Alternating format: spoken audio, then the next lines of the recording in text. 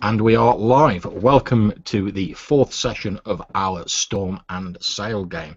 Last session, with Thezeba sick from the curse of Rot-eyed Jack, our party travelled to the Singing Isles, managing to persevere past deadly sirens, where they found a blind prophet who'd been banished by the gods. As they were leaving, the prophet managed to bring Thezeba back to consciousness. Unaware of the prophet's identity and suspecting a trap, Thezeba shot the prophet and ran to join his fellows. As they sought to leave the island, a storm brewed up from nowhere, clearly of not natural origins. The Waterlord, one of the deities of our setting, attempted to claim compensation for the destruction of his prophet. Nathaniel, realizing what was going on, attempted to throw himself overboard as a willing sacrifice to pay that debt. And whilst he was restrained by the others, the sailing master of the vessel was washed overboard and claimed by the Waterlord. With the storm calming and Thezeba able to complete the removal of his curse using his own abilities, they voyaged to the Isle of the Winds, where they met renowned inventor Daedalus. After listening to their story about trying to find Della Fortuna, the lost city of gold, he provided them with a compass made from the finger bone of the second Orthodox elemental pope, Tremont the Truthful, that he said would point them to Della Fortuna. Now we pick up with you guys on the beach. Daedalus is with you, but before we go any further, I'm going to ask each of you to introduce yourselves and say a little bit about your characters. So Lloyd, if I can ask you to go first. I had to find a mute button there, sorry. Hi, I'm Lloyd. I'll be playing Nathaniel de la Vola. Nathaniel Duvacosta de Volia, who is a traveling academic and also a high bishop seeking his son on the high seas. Splendid, thank you very much. Now if we can go over to Matthew. Hello, I'm Matthew, as always, aka Rhaegar the Dragonborn on the YouTubes. I am playing Roland Howe, the captain of the High Wind, and this bunch of miscreants and rascals. Splendid. And we will now go on to Rob. Hi, I'm Rob the Swamper. I'm playing Pierre Dortin, a former prince noble of Lorfort and fencing master. Splendid, thank you very much. And last but by no means least, we come to Sheaf. Sheaf, I'm playing Thesbia Bolton.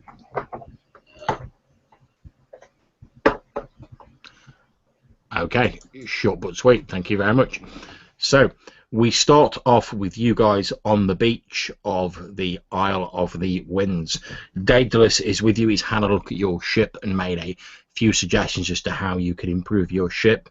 And to your surprise, as you've been sort of discussing the alterations and the suggested repairs, that once you get into a more able sort of shipyard facility he can have made to your ship, he actually suggests, he says, he stood next to you, Pierre, and he says, well, if you're going to be using my compass, you'll need me to go with you to explain its use and show you how to work it. Otherwise, you'll never find your way to Della Fortuna. I'm willing to do that, but could I ask if I have a chest with some personal possessions, and if you wouldn't mind bringing that aboard? That would be the decision of the captain. You sure you cannot teach one of us how to use this device, huh? I probably could, but it's a temperamental thing. I've had to make numerous repairs to it just to keep it going. It's a very temperamental device, and whilst I could instruct you in its everyday use, all it would take was a small knock or a jarring of its internal workings, and, well, you wouldn't be able to find your way to Della Fortuna, whereas if you've got me on board, I can at least patch it back together and get it working again. Very well, then. I point at one of the crewmen. Stefan, see him to his quarters. He nods at you and says, oui, of course. And he starts gesturing. Daedalus points back at the sort of tree line. You can see there's like a sort of oak wood chest there. Not particularly sort of big, fairly sort of small, almost like hand luggage size. He says, thank you. If you, I'm a little bit, I'm not quite as young as I used to be. If you could have someone bring that on board for me, it's got my toolkit and etc. I'd be very grateful. I will have it brought there. So after him and Stefan go off, I'll get another crewman, Hans. I'll ask him, he's maybe a bigger, stronger one. I'll ask him to get the chest on board. And then I'll also tell him to keep an eye on Daedalus while he's on board. I'm not 100% sure I trust him. He's gotten onto the crew in a less than traditional way. So. Hans hoists this like little chest up on his shoulder, like say he's a brawny, strapping member of the crew, and he walks past you and he goes, "Yeah, of course I will. I will keep an eye on him." However, as he's walking past you, sort of holding this chest on his shoulder, you can see Pierre like what appears to be like a little bit of just like the corner of like something red and made of like fabric sticking out of the chest. Obviously, it's been trapped in the lid as it's been shut. A tund. So when he stops, I'm going to go up and I'm going to look at the fabric and part of a cloak, part of a dress, gloves, boots. Can I get an idea? Yeah, as you look at it, it seems to be like a bandana, quite often worn by men at sea to protect their heads from the sun. You notice that it's actually sort of fairly finely embroidered. You can see that it's embroidered with a repeating white rose motif on this red fabric.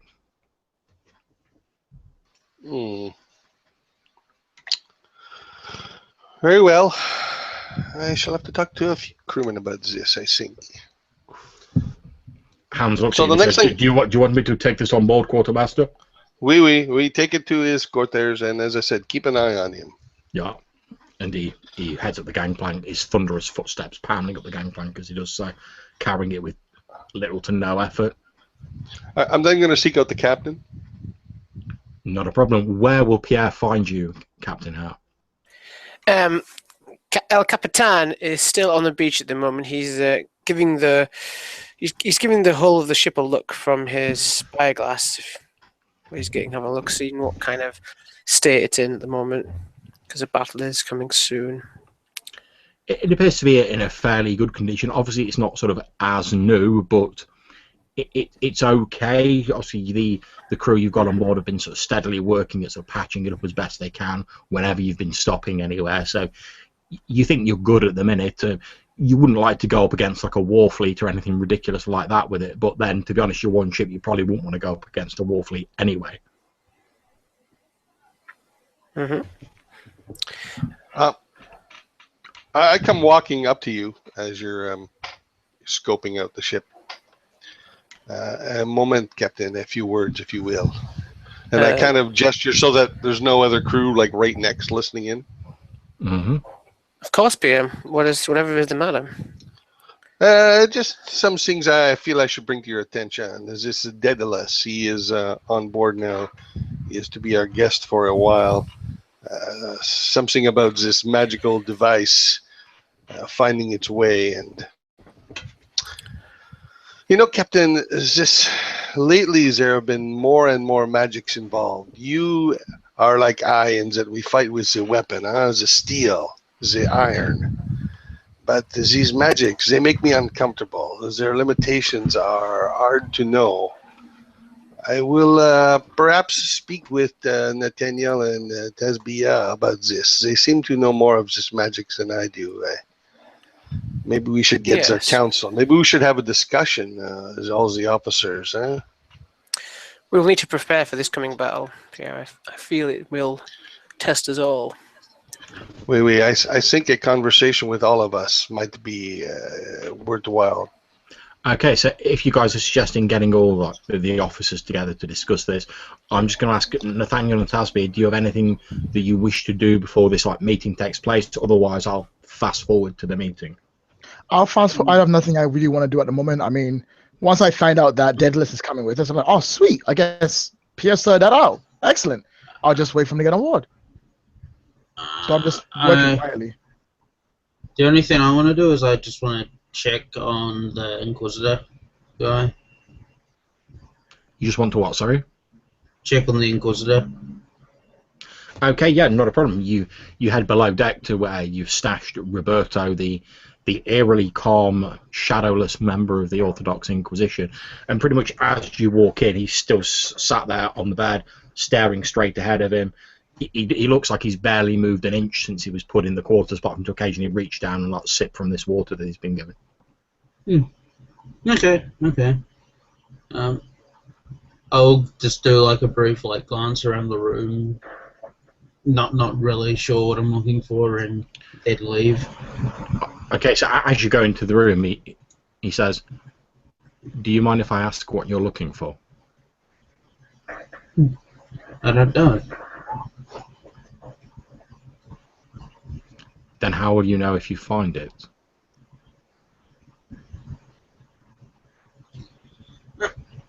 I'll just ignore him and leave.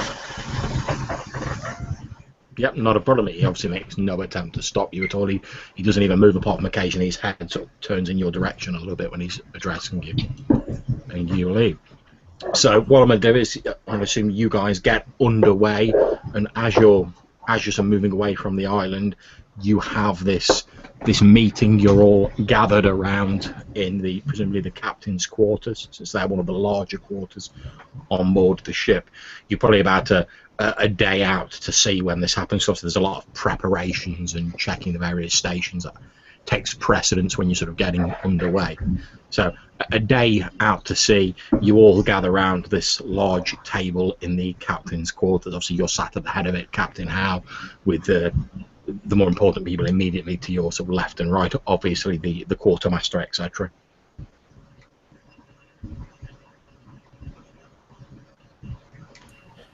So, go ahead, Nathaniel. I see Daedalus is on board. Yes, he's decided to join us after all, thanks to Pierre, I think. Would you have requested Daedalus's presence at the meeting, or? No. I want to talk about him. So, We're doing gossip about him. He can't be here. That's right. That's absolutely fine. So, we are headed to a meeting with this rat-eyed Jack. We should discuss that. But before that, I'm going to particularly be looking at Tasbia and Nathaniel. Recently, there have been many come aboard that we do not know well, and some of them are, well, they use the magic, and I must say the magic makes me uncomfortable sometimes. I have learned to trust you, and you seem to be responsible with this magic. However, others I am not so quick to trust. I am relying on you to perhaps keep an eye on them in this regard and let us know if they do anything we should be worried about, eh? Are you speaking of Daedalus? Aye, Daedalus and this Inquisitor as well. Well, for the Inquisitor, I don't really have much I can do about him. Hopefully, when we end up an encounter with rat-eyed Jack, we won't have to worry about him breaking out and trying to kill us all in the quietness. He would never try and murder us unless he's forced to. He'll definitely try and tape our dear old Captain Roland here and possibly do horrible things to him that I cannot describe because I do not know. And I was not to know. So for him, we won't have to worry too much. Sorry, Tabitha, you want to say something? Yeah, I checked on him. He didn't seem to be doing anything. What was your deal with rat-eyed Jack again? Someone has to duel him? Well, we're doing a ship duel. I said that we'd duel him with the ship. I also may have said that I would bring Daedalus along to the ship, but that's neither here nor there. More importantly, I just said we'll duel him with the ship. There's a whole bunch of reefs. We know the way to the reefs, and we also know that anytime whatsoever, Castile will turn up, and he'll have his own ship. So things could go really well, and things could go really badly. I don't really know. I won't lie to you. I've never been in a ship battle before. Nathaniel, you are one who is big on confessions. Have you confessed to? Like that. Have you confessed to Tabitha all the deals you have made for his sake? I just did. That's it. He was there when I made a deal about the duel, and I've just told him about the duel of Daedalus. However, if you would like to get involved in my family matters a little bit more, you're more than welcome to, Pierre. No, And if not, I would suggest you keep your mouth quiet. We are here to discuss. It is important that we all know what the others are doing, eh? Well, I have just said it. If you'd like to put me on another pedestal, you're welcome to it. But please keep my family out of this business. That's not important for now. What's important is that we fight rat-eyed Jack. For once, me and the bishop are in complete agreement. Tasbia, this one-eyed Jack, he seems to be a creature of some magical abilities. Mm-hmm. Is there anything you could do, any knowledge you may have, which might help some to prevent such magics or restrict them? Can he be killed with plain steel? I don't think so. Wait, I'm Debate- sorry. Tavis wouldn't know anything about this. He's just a young man. Look, it depends on the nature of his curse. If the curse was worded that he must sail the seas forever in punishment of whatever he did, then he might be almost indestructible.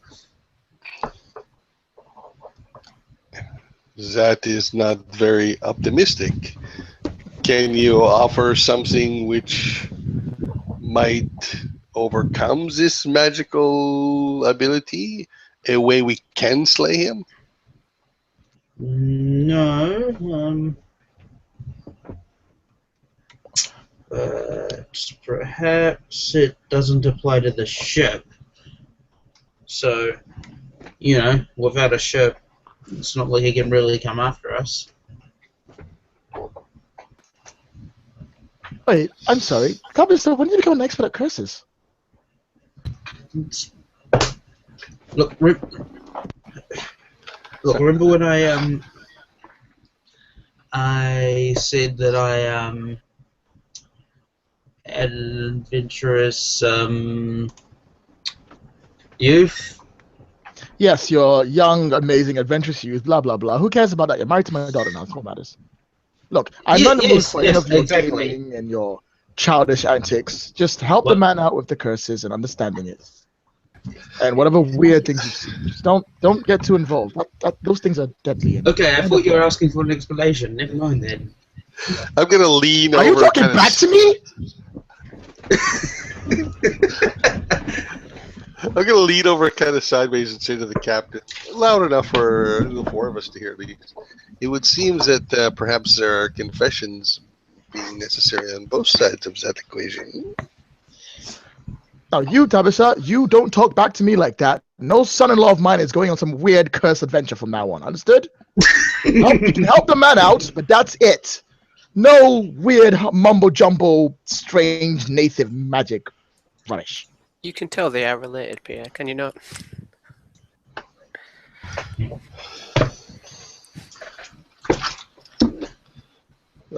So, what can you offer that is Oakville in any way? I suppose we don't know that this Rata Jack is immortal. He could be killable with this steel. Probably. More likely, I could be able to bless the ship.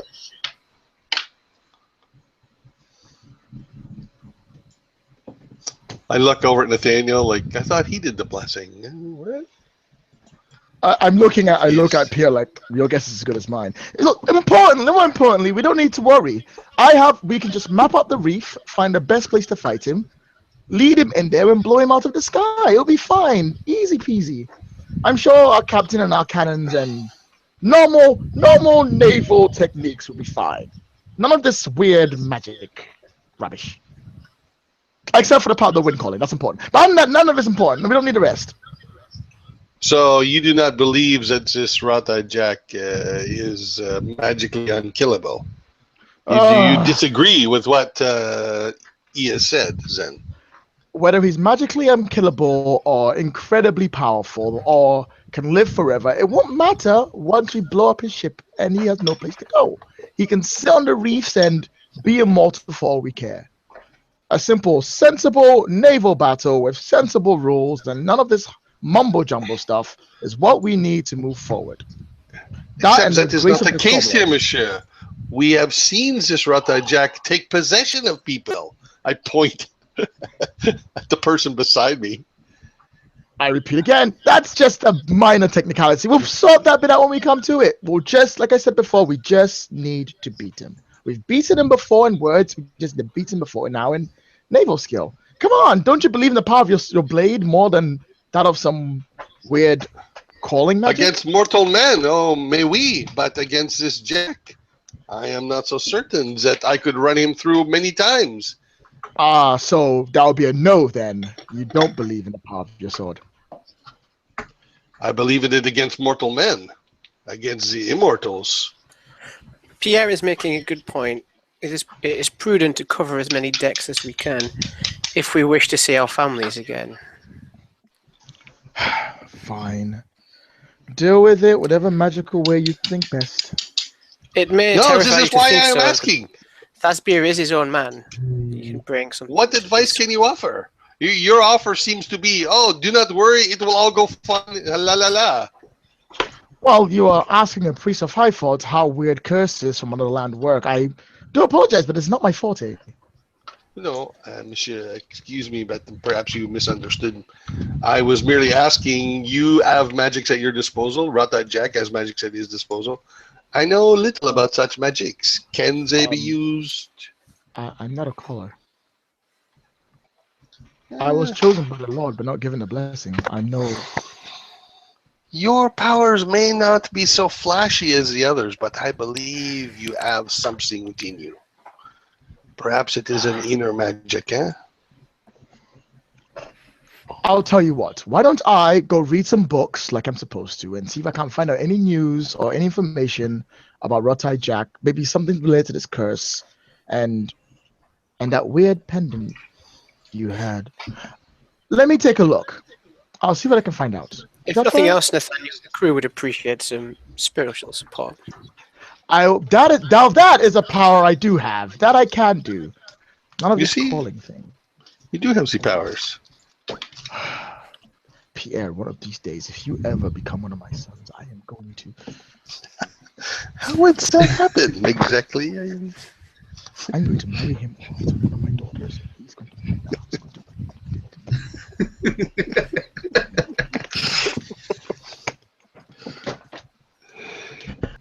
Okay, so Nathaniel sort of heads off, sort of like mumbling to himself to go and check his books. What are the rest of you guys doing? Sort of left in the meeting. I Batman on these guys again, and immediately. I call the meeting, come up with a plan, and no one wants to even talk about the plan. It kills me. And I immediately start casting a ritual on the captain again to give him supreme intelligence, hoping that that'll help with the planning. Okay, so describe for the rest of the players' benefits what sort of process you go through. It'll take about half an hour to put this blessing, so they'll see the trappings you're using, etc.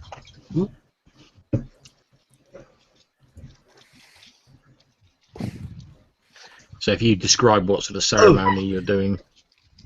Okay, it's the same thing that provided the indecisiveness.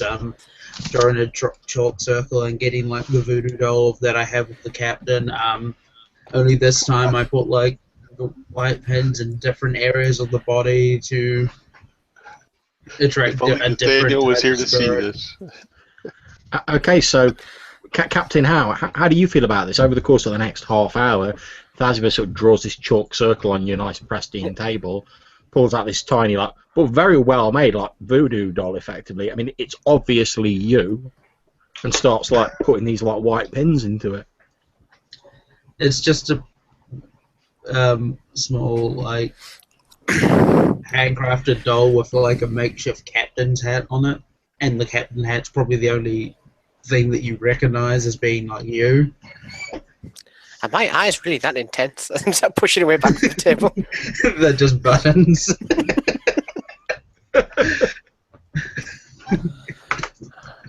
What are you doing, Thasbeer? Supplying you with supreme nautical ability, so we can plan how to outwit Rotai Jack. You can do that. Yes. Okay, would you like to make your roll to do that at the minute, did you? Uh-huh. And luckily for my new stunt. Okay, splendid. So you have the advantage of supreme naval intelligence with a free invoke. Okay. So, right. So Roland Howe is sat at his desk watching this, and after a few minutes, he thinks, "This is nonsense. This is nonsense." And he looks at his map cases. Although it gives me an idea, so he pulls out the maps of the area near where we're going to meet Jack. And he's like, okay. So maybe if we come in through here, and if we can anticipate where the Inquisitors are going to come in over here, then maybe we could question him. Okay, so Captain Howe unfurls this huge map of the area with the reefs in. Pulls out sort of like his measurement implements and everything, like his set square, etc. Maybe even he gets a couple of little carved models, like puts them on to represent the ships and starts sort of like mapping it all out. Yeah, I imagine him with the models and like he has that stick to move them around, so he doesn't have to move by hand. So if you go here with the Inquisitors coming in here, we could take out Rot-eyed Jack in a classic pincer maneuver. Yeah. D4.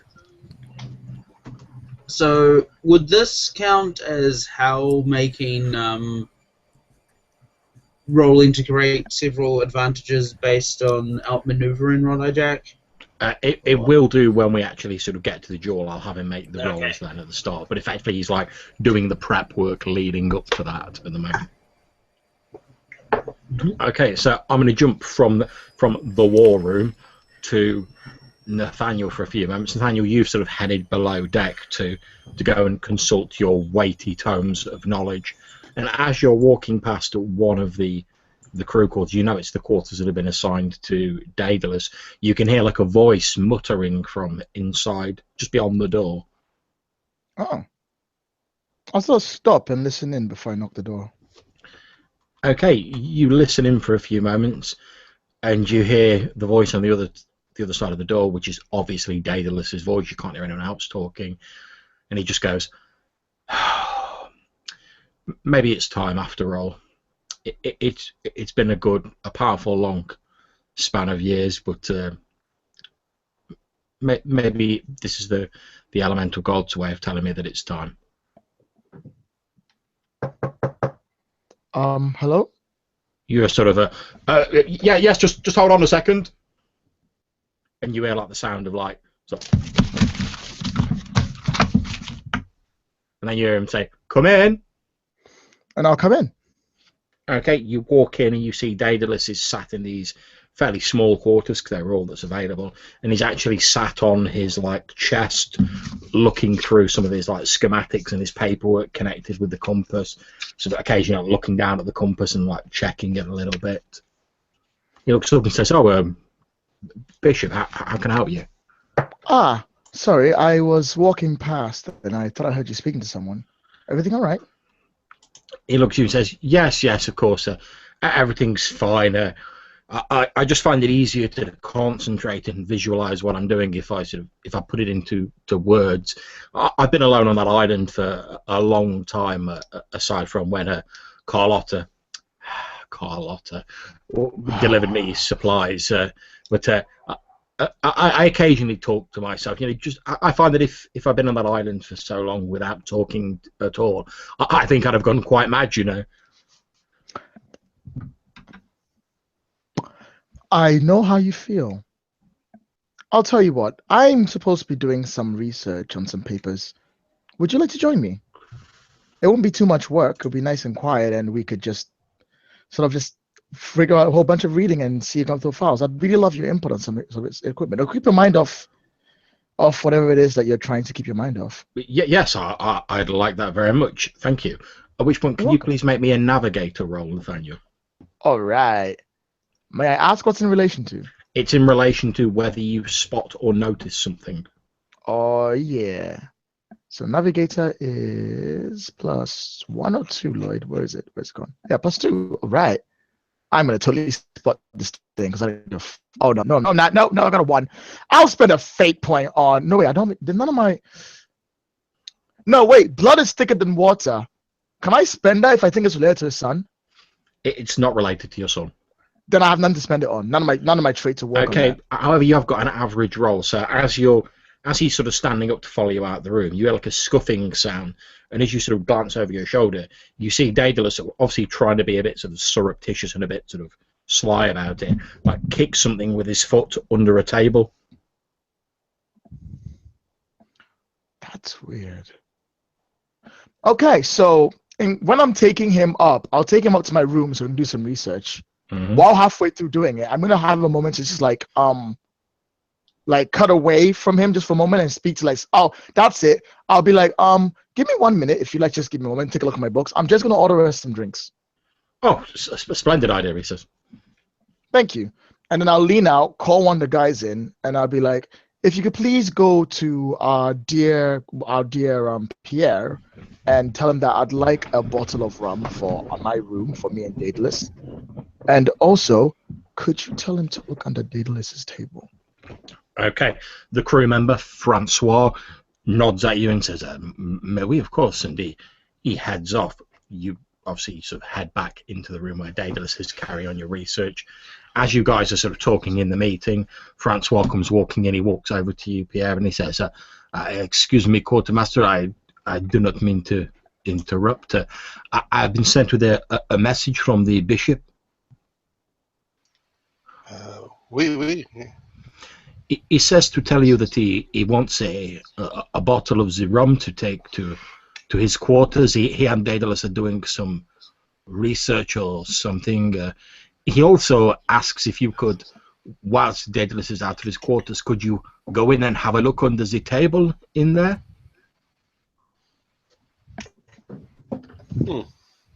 Oh, well, I will be there momentarily. You have done well. Go back to your post. Well, and he heads off. So I'm going to swing by stores. I'll pick up a bottle. And then I'm going to go to, I guess it's Daedalus's room to look under the table. Okay, you head into David's room, not a problem. Obviously, it's empty because he's currently doing his research fang with Nathaniel. As you head in there, you look under the table and you see what appears to be like a rolled-up ball that you can tell by the way it's sort of scuffed a track in some of the dust in the chamber. That it's obviously been kicked across the floor. It's like a rolled-up ball of red fabric scrunched up into a ball. All right, well, I'm going to unroll it and look at it. Okay, it's a bandana, as I said. Typically, it's got this white rose repeating motif embroidered on it. Have an egg, see it in more detail, not just the corner of it. You see that under each of the rows there is embroidered like two crossed cutlasses. And is that a symbol that looks familiar to me? Can you please make me a scribe roll? Although since it is naval related, I'm potentially open to other occupation use. Okay. If it's something historical, I might know it because I am well read on history. Yeah, it's definitely historical. All right, so I'll spend a fate point if I have to, but my scribe, I'll just make a regular scribe roll right now. You have to spend a fate 0. Point. So 2, will 2 be enough if I spend a fate point? Will that work? Yes, it will. All right, so I will spend a fate point. Being a former prince, I'm well read, had access to a lot of history books and schooling. So. Okay, not a problem. As you're looking at this, it's sort of tickling something in the back of your mind, and you vaguely remember there being the legend of a high-fared pirate known as the Cutlass, who was said to captain a ship called the Bloody Rose. You remember hearing about it during getting near to the end of the Armada War, when it became obvious that Highfair wasn't going to win, and they started pulling back a lot and withdrawing a bit from the area. There were a number of their captains who refused to surrender and sort of disappeared to live the life of a pirate, effectively taking their ships with them. And you remember this man, it was very, very many years ago, this man called the Cutlass. He was a young man who sort of took his ship, the Bloody Rose, and became a pirate. he was supposed to be like a really confident man with like a really powerful presence, but he like this had just dropped off the map like years ago. There's still loads of outstanding warrants for him in High Fair. They'd love to get their hands on him, but he just completely disappeared and dropped off the map like years ago. Huh. And Nathaniel's in his room with Daedalus right now, is that right? Okay. I'm going to take a quick look around the room for anything else that's, I don't know, not conspicuous, but implicating, something amiss about him. If I see nothing obvious, I don't really know what I'm looking for. If I see nothing obvious, I'm going to proceed to meet up with Nathaniel. Okay, obviously the main focus in his room is the chest. Do you look inside that, or? Yeah, I will. I'm going to also stuff that that headscarf in my pocket, my jacket pocket for now. Not a problem. As you open the chest up, most of it is a sort of bewildering array of like measuring instruments and tools, etc. But underneath them, almost as though it's been like deliberately buried, there's a small sort of burlap sack. And as you peer inside that, you can see there's some very sort of old and sort of faded looking clothes, as you might see a typical sailor wear, although it's quite finely made, so you expect whoever wore it must have actually been an officer of some type, although it's quite badly water damaged and faded. You also find what appears to be a very small knife which has this rose emblem on the handle, and there's a tiny, it looks like a bit of wood that's been taken off a ship, like driftwood effectively, and it has a sort of little plaque on it that says the Bloody Rose, and it has the emblem of High Fair on it. Right. Yeah. I'm going to leave all that. That's good. Okay. And I'll close the chest, leave it as I was. I'm not going to take anything from it, but I do have the scarf in my pocket. And then I'm going to head down to meet Nathaniel. Okay, not a problem. As you walk in, Nathaniel and Daedalus are sort of mid-discussion about... well, what would you be discussing, Nathaniel? Everything we can about the pirate, Wrought-Eyed Jack, and how we can think of a way to beat him in some kind of form in case somehow he is immortal, or what would have affected him, and what the curse would be related to, and where it's going to be connected to. It's out of my depth, but Daedalus is like super genius, so he might be able to work things out closer than I could. Okay, as you walk in, Pierre, Daedalus is in the middle of saying, well, I don't know if he's immortal, but... If we can sink his ship in open water and he sinks down into the crushing depths of the ocean, even if he is immortal, the weight of the water would prevent him from moving. And as far as I'm concerned, if he's stuck at the bottom of the ocean, he can be immortal all he wants. He's not going to cause us any further problems. I had the exact same decision, and everyone just looked at me like I was insane.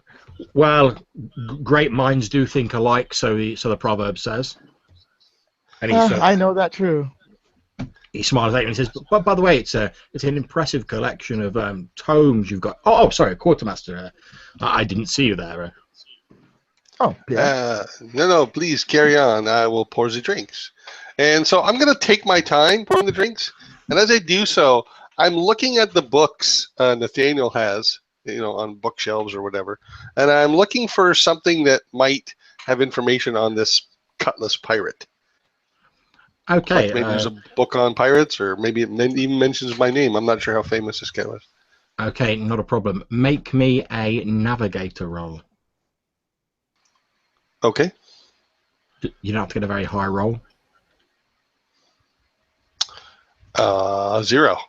Okay. There are a few books on sort of maritime lore and legend. You expect there'll probably be some mention of this guy, the Cutlass, in them, but because Nathaniel's got so many books, it'd take you a bit of time looking through them to find like the specific entry, but chances are there's something about him in there, because you remember it's years and years since this guy actually did any active pirating, and he's still well known. Okay, so here's my plan. I'm going to handle the drinks, and then I'm going to let them carry on having a conversation. And while they do, I'm going to be casually picking one of these books and flipping through it, looking for mention of this guy, and then I'll put it back and pick another one. You know what I mean? That kind of thing. While they're conversing. I think about halfway through him doing that, I am going to stop and be like, "Are you looking for something?" So have I found anything on this guy by the time he interrupts me? Okay, it takes you a little while. You do find a small mention of this person called the Cutlass. He was renowned as, he was viewed as a traitor in high fare because he basically just went on the account with his ship and his crew.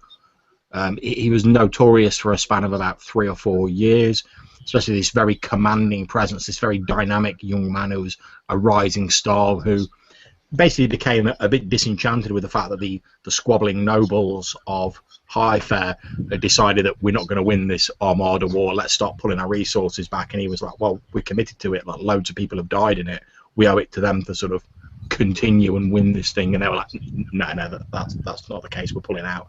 And he just basically turned around, gave them the finger, took his ship, and so carried on the war effectively on his own as a pirate. But like I say, he dropped off the map years ago. Okay, so this is what I'm going to do. So when Nathaniel asked me that, I have the book open in my hands. I just smile. I just like slowly walk over towards him. Oh, monsieur, I was just most interested in the conversation you are having with your new friend here. And as I do this, I'm showing him the book, and I'm like pointing to the name Cutlass, and then I'm like going like that at the Daedalus. You know, I say to Daedalus. Daedalus tell tries. me, monsieur, do you have any many friends about these days? You notice he goes a little bit pale and like a few beads of sweat appear on his forehead, and he looks at the book and says, "Oh, that's very interesting." No, I've been on the island for a good few years. I don't really see many people nowadays. Given what happened at Della Fortuna, it's safer for everyone that way. I think that's perfectly fair. I say, slightly looking down at them, looking back at him. But it's interesting you picked this specific book, and I take the book from him. I'm like, interesting enough, one of the pirates I've been recently looking at is, and I slam at the table, the Cutlass. Sorry, 1 second, I lost the page. The Cutlass, Pirate of the Bloody Rose, powerful, confident man, dropped the map a few years ago. It's actually one of the very finest things. He was a fairly good man for Highfoot until like the whole war thing came up and he decided to go on his own and then just went away and nothing happened to him. I wish I knew what did. I say, looking directly at Daedalus as I say that. As you said, Daedalus like takes a small sort of handkerchief out of his coat and like mops his now freely perspiring brow, and he says, well, "Yes, that's indeed a mystery. I don't see how it bears on our current." It's a situation there, Bishop. Well, it is merely that this Cutlass, he seemed like a fine, honorable person, someone with skills and the right attitude. It certainly would be helpful to have someone like him about for help in this coming battle. Here, please. You seem to be sweating a little, and I'll do exactly just that. I'll take out the handkerchief and offer it to him. You offer him the rolled up bandana. He's not really looking. He sort of takes it and mops his brow. Then, as he sort of looks down at it and sees what it is, he's like, "Oh," and he lets out a deep sigh, unfolds this bandana, sort of lays it gently on his knee, almost reverently on his knee, and he says, "Well, I suppose it was going to come out sooner or later." And he sighs again and sort of looks at you, and he says, "Yes, I admit it. In my younger days, I was known as the Cutlass." What? I give him a disarming look. Netenkepa, do not worry, my friend. If all the history about here is true, then we are happy to have you aboard. I am less concerned and feel better that you are here. You have made a wise choice, Nathaniel, even if you did so unknowingly.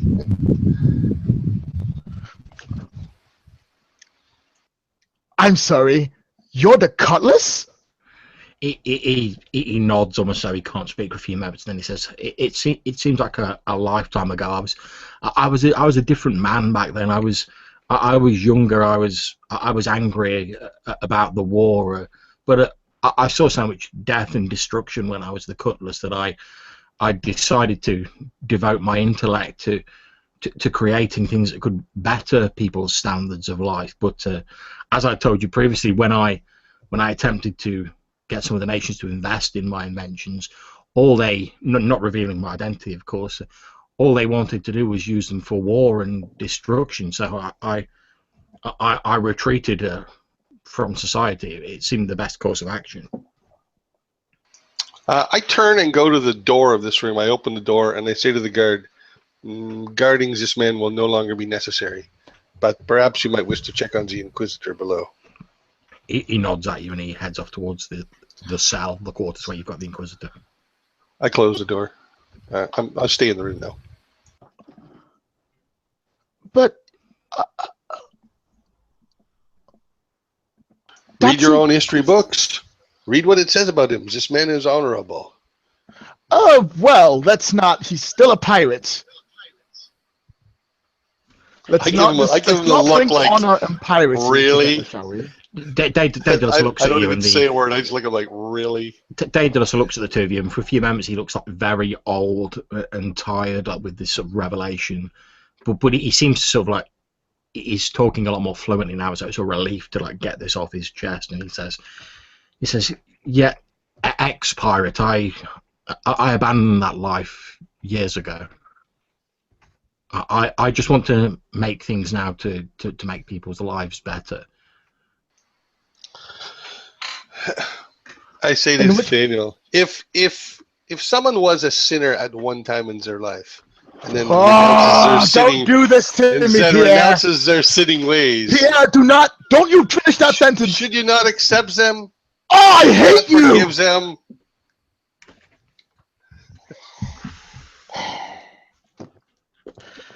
Daedalus puts a hand on your leg, Nathaniel, and he says, "Please, Bishop, calm yourself. You'll do yourself a mischief." Oh, I am too old for this. Daedalus, there is nothing to forgive. What's gone is bygone, and good old Pierre having to teach me the ways of the church, apparently, that he is so good on, I'm openly is grinning right. at him. What matters now is that we're going to fight a pirate and could really use your help.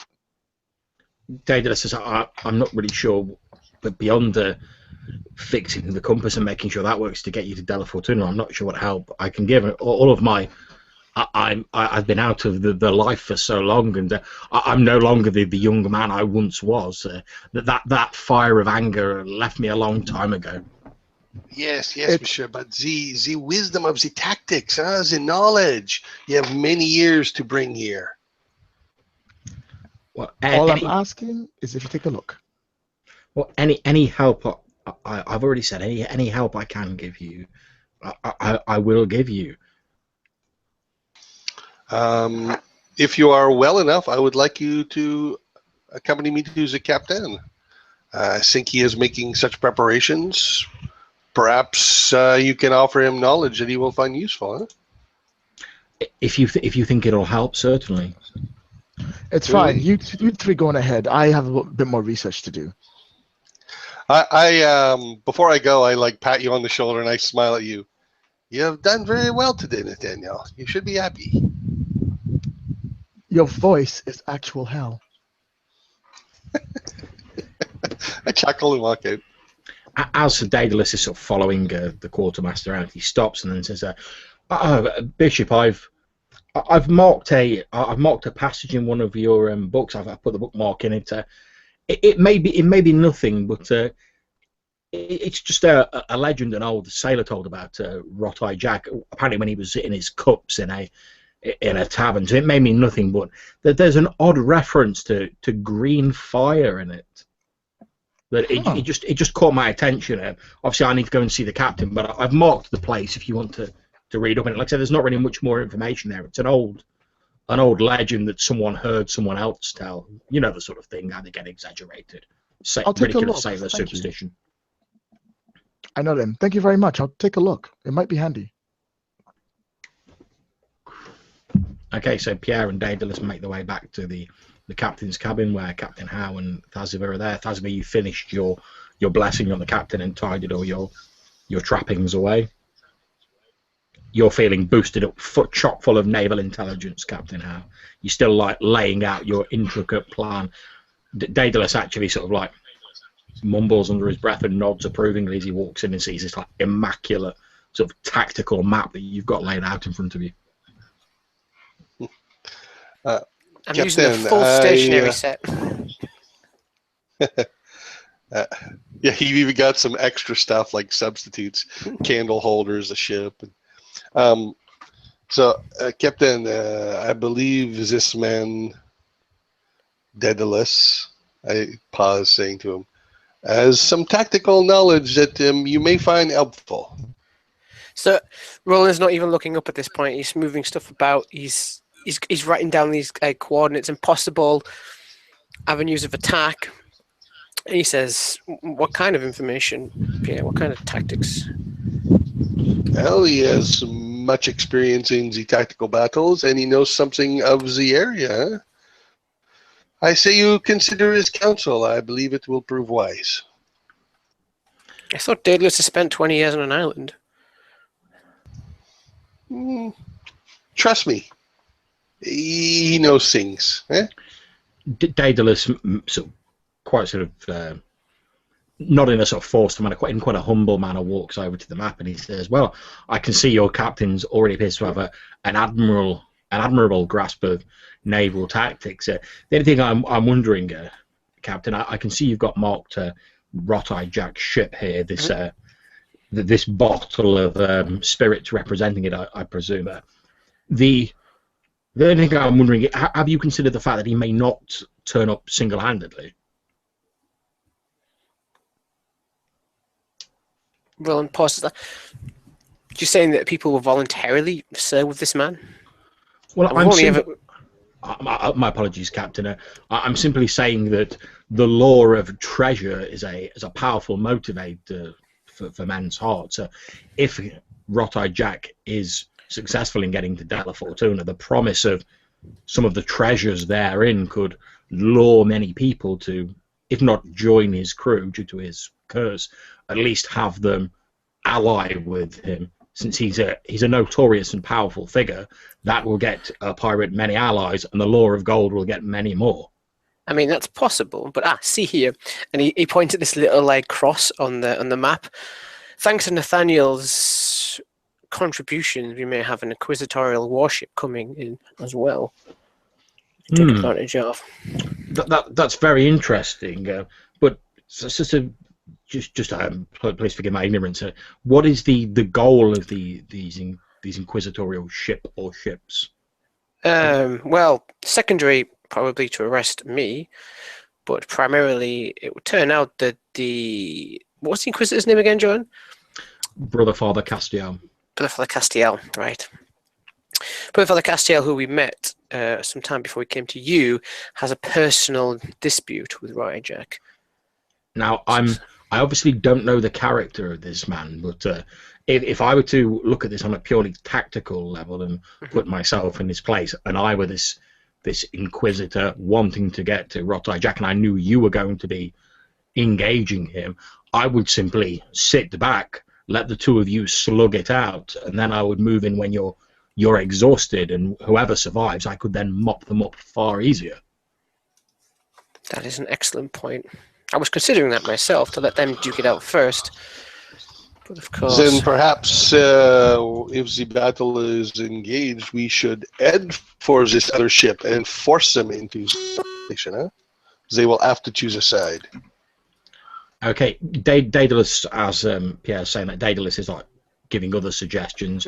I've made a roll from effectively you've got a second free invoke on your naval intelligence now because of the additional advice that he's giving you. Additionally, Daedalus and Pierre, I'm considering perhaps the church has knowledge on how to defeat these kind of creatures. I wouldn't really know about that, says Daedalus. Well, religion isn't my speciality. We do have an inquisitor on board at this very moment. Daedalus Well, goes a bit pale when you say that. He's like, what? if we Yes. could figure out what we want from him, that could be helpful. But why don't we? Could we not send the Inquisitor aboard Rod-Eye Jack's ship?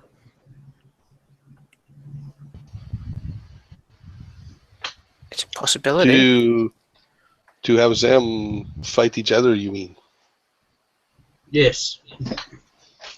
And how are we to do this? I'm Well- pretty sure he'll not volunteer to help us out of his own good free will. Well, he's not. The Inquisitor seems almost like a non-entity, like he won't even care. It seems like if we got him aboard the ship, he would just start fighting. Perhaps he's not.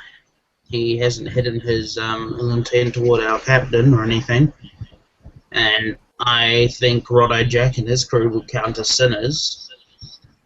If we were to just send him on a boat towards the ship, perhaps they'll think he's trying to parlay. Perhaps. And if they merely set fire to his boat with flaming arrows, We could try make him look like an old man, like Daedalus, and they'll think we've surrendered him to them. c'est possible. I think whatever tactics we use, we will require a combination of all three, eh? The deception, the strategies, the movements. Perhaps the We need to try and magic counter his steal sorcery if as required. we can. Daedalus nods and says, well, in my days on the sea, if there's one thing I learned, as Pierre is saying, it's better to have more plans that you do not use than to have a single plan and then have nothing to fall back on. If the tide, the ebb and flow of these things can easily shift, and you have to be capable of shifting with them. Oui. But I like this idea. We will send the Inquisitor, and if he makes it to Daedalus to Rod-Eye Jack's ship, we will see what happens. Huh? We will plot positions as we suggested, Captain. Make way for the Inquisitor ship if she tries to stay out of the fight, and if things get desperate, if our ship gets in trouble, we can board Rod-Eye Jack's ship, huh? Indeed. And perhaps if fortune's with us this day, Carlotta may turn up. Hopefully. Daedalus says, well, it certainly wouldn't hurt to have some additional vessels and allies on your own side, Captain. How many days have we till this duel, John? You've got 3 days. 3 days, okay. Well, we should try and swing by and get some provisions if we can. We are well stocked. With the cannons and the spare sails and that sort of thing as well, Pierre? Oui. Very good.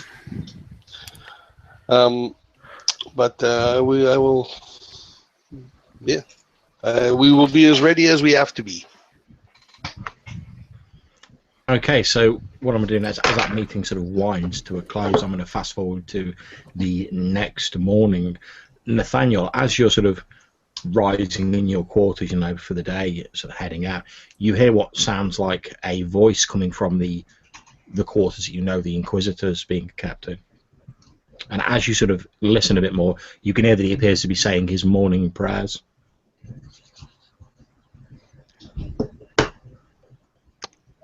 I'm a bishop. I cannot just let him say his morning prayers like that. I have to go at least join him in prayers. It's only customary. So I will pop in and knock on the door. Okay, you knock on the door, and in his sort of flat, monotone voice, he says, "Come in." And I open it. Good morning. Good morning, Bishop. I hope I'm not interrupting anything. Well, I believe I am interrupting something, but I do hear that you are within your morning prayers. Yes, it is. It is our way in the Inquisition to ask for the blessing of the elemental gods each morning so that we may continue our holy work. Although it seems like both our parties are at loggerheads, a prayer to the Stormlords is one that is strengthened with multiple people on board. We are stronger together than we are apart. Would it be alright for me to join you in your morning prayer as a bishop? Yes, of course it would, Bishop. So I'll nod at him and I'll join in. Okay, as he continues with his morning prayer, you notice it's not quite the sort of the morning prayer that you're used to in the more sort of traditional Orthodox Church. You know, the more sort of traditional prayer is you ask for the Stormlord's blessing in your endeavours. They give you the strength to continue through the day and be the best you can be, etc. However, his prayer seems to be largely focused around asking the elemental lords for the strength to root out their enemies and bring swift justice to the enemies of the faith. So he's sort of like, he's kneeling down and he says, and we ask the Fire Lord's blessing so that his light may fall upon our blades and may deliver us from those abominations and apostates who seek to lure us from the true path. We ask the blessing of the Wind Lord so that our arrows may fly straight and true and pierce the heart of the non-believer. And he continues in that vein, beseeching each of the elemental lords to bless him, to help him continue smiting the unbelievers effectively. Ooh, graphic. When we finish our prayers, I will stop and go, it is strange. This is the first time I've had to share prayers with an Inquisitor. Yours is of a different caliber than the one I'm used to. Indeed, it is the way of the Orthodox Church. The Inquisition exists so that people like yourself, with the greatest of respect, Bishop, do not have to deal with the blasphemers, the apostates that lurk in the darkness and seek to lure the faithful from the path. We set our own ambitions and our own lives aside and sacrifice greatly so that the rest of you are safe and do not have to deal with the horrors that we face. Is that why you willingly gave up your shadow? Yes. My son. What we have removed from us, Bishop, makes us proof against the blasphemous abilities that those who steal from the Stormlords use without deference to their name. There is also a cost, but it is one we pay gladly so that we may carry out the Stormlord's will. And what exactly is the cost? Our connection to the elemental lords is severed. We have no ability to, those of us who could call the storms beforehand, we lose that ability. There is also a part of us which turns cold when the ceremony is performed, but it is a sacrifice we make gladly. Are you saying every single Inquisitor used to be a Stormcaller? No, of course not, and not every Inquisitor undergoes the ceremony as I have done, but there is a great need in the Inquisition for those of us who can take the fight to apostates, rebels, and blasphemers and be able to resist their magics. And as he says magics, for the first time you notice a hint of an expression on his face. It's almost like a sort of sneer. But quickly his face just returns to that placid mask of emotionlessness. I bite my tongue because there's a million things I'm going to say that's so wrong with everything this guy's doing, but I can't because he's part of the church. And I take a deep breath and I go, you fight the apostates your way, I fight them my own. But why must we fight each other? What is going on? What is happening with the High Inquisitor? Why is he... Do you know why there is suddenly things happening? Who would have killed the Pope? Why is there dissent in our ranks? I'm not aware of anyone having killed the Pope. He was ill for quite some time, although it was kept quiet so as not to panic the faithful. When he died, the Grand Inquisitor was the best candidate to replace him, and he did so.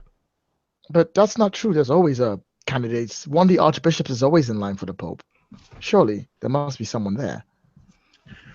Whilst I'm not privy to the higher level conversations within the Orthodox Church, it is believed by many, as far as I'm aware, that the Church has rested on its laurels for far too long. We have become complacent, and in doing so, we have allowed apostates and rebels to fester and grow in the dark corners of the world.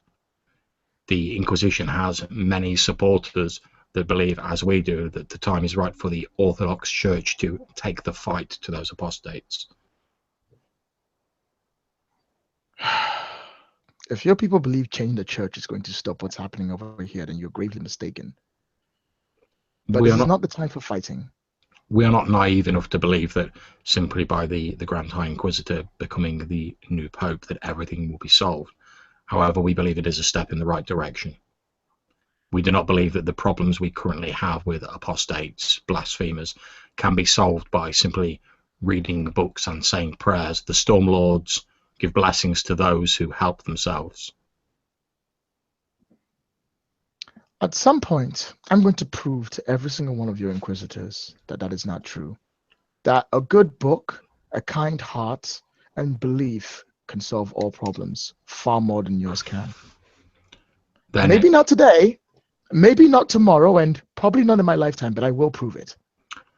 Then it is my greatest hope, Bishop, that you never find yourself facing one of these apostates with simply your books to defend yourself. I have yet to see one of them be brought down by someone wielding literature. You sound like Pierre. We'll see about that. And I make my leave. You leave and he sort of sits back on his bed in the same position, staring straight at him. You again notice that he's not blinked in the entirety of the time you've been there. That counts as a confession. Give me another aspect. Okay, he is a zealous follower of the Inquisition. Okay, I'm done. Okay, so whilst this sort of morning prayer conversation has been going on, what are the rest of you guys up to? I've been going around station to station, just saying some encouraging words. I want them to know that there's a battle coming up. I don't want anyone to be surprised, but I don't want them to be afraid either. Yep, not a problem. You're sort of going around talking to the crew. Obviously, having given a number of previous sort of rousing speeches, and they've won through numerous unlikely situations thanks to impart to your sort of stirring speeches. It does seem to like buoy their spirits a bit and give them renewed vigor and determination. I also might spend some time just practicing with the rapier, making sure all the rust is off just in case. Okay, as you're practicing with the rapier, Daedalus comes walking up to you and he says, if we're going to be going into a fight soon, would you mind, alas, I no longer have my old rapier, but it does occur to me that it would be a good idea to knock some of the barnacles off, as it were. It has been quite some time since I've held a blade. Sure. So I probably have a second, sparring rapier to lend to people to just for this purpose. So I'll give him that. He takes it and tests his weight, and he sort of spars back and forth with you for a bit. You're obviously the better sword fighter, and he is quite rusty, but you can tell that like back in the day, he must have been quite a proficient swordsman. Right. So I don't go out of my way to embarrass him, but we have a good bit of sort of fun dueling, and I compliment him on everything he does right. He nods, and as you finish, you notice him sort of like rubbing his arms and sort of like stretching a bit, and he says, "Oh, these old bones don't move quite as well as they used to." Yes, well, sadly that happens to us all one day, but you have the wisdom, huh? I respect that. He nods and says that's one of the reasons part of the reason I decided to turn from the life. After everything that had happened, all the bloodshed I'd seen, I looked at what I thought was going to be my future, and to be honest, living a life on the seas, all I saw was a death in a firefight or a boarding action, or perhaps a mutiny. If not in a few days' time, it would have certainly happened at some point. And I decided that it was time for me to leave that life behind. And I wanted to make amends and do something with my life. Even then you had the wisdom, huh? You are true. You are right, monsieur. We cannot know how many days we have left, huh? That's why it is important to enjoy them all. Come see me if you want some more wine. I can sneak you some. He smiles at you and says, thank you. I expect, after, assuming we survive this encounter that lies ahead of us, I expect I will be taking you up on your offer afterwards. Going into a situation like this is no longer something I relish like I once did in my younger days. And he smiles and makes his excuses and disappears off back to his cabin. So I'll just keep making the rounds. not a problem. Captain Howe, what are you doing at the minute? It's a mid-morning by now. The sun's shining down. There's a fair wind behind you, filling the sails. So what Captain Howe's been doing this morning, before we pick things up, is following on from his sudden burst of naval genius. He's been thinking to himself, I should make sure that I'm as physically and wind-coloringly capable of what is about to come in a few days. So he's, for the first time in quite a long time, he's sort of sat himself down in his cabin, cleared some space, and he's been doing some wind-calling meditations he learned a long time ago, which is sort of just to get his reflexes ready and practice the simple tricks and things he knows how to do. Okay, so you're sort of sat in your cabin. You're breathing in and out rhythmically, focusing on your breath and the air currents as it affects them. You're breathing almost synchronized with the buffeting of the wind against the sails outside. You can hear that of the sails, and it does bring you a sense of calm. Having not really used your abilities for so long, it does almost feel like a little bit of a homecoming to you. It's like slipping on a pair of comfortable shoes that you'd forgotten you owned. It feels very natural to you. He's got out from one of his trunks. He's got out these 3 little gemstones of different weights, which have the 4 of them have different colors representing the 4 elements, and he's been sort of using them as practicing. So they've sort of been circling his head, and he's been sort of juggling them without actually using his hands and testing his reflexes out. Okay, not a problem. Whilst this is going on in your cabin, Thaziba, what are you up to?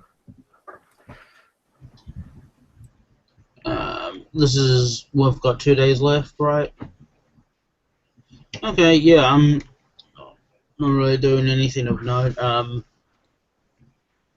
I would be preparing rituals, but if I prepare any more, it'll start to cancel the ones I already have in place. Yeah, that's fair.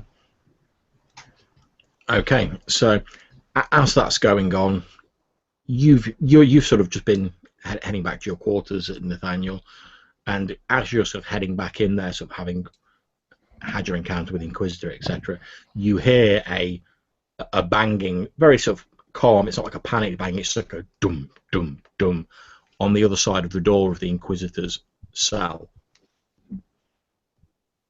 I'm gonna head towards it.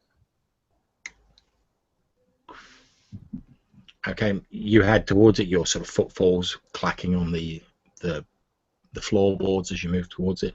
You hear the Inquisitor's eerily calm voice from the other side of the door say, "Who's standing on the other side of the door?"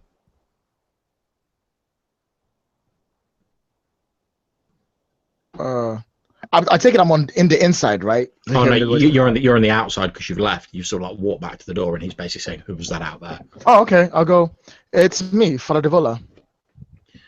Ah, good. I wish to inform you that someone is using blasphemous magics aboard your ship, that they place the souls of everyone on board in peril.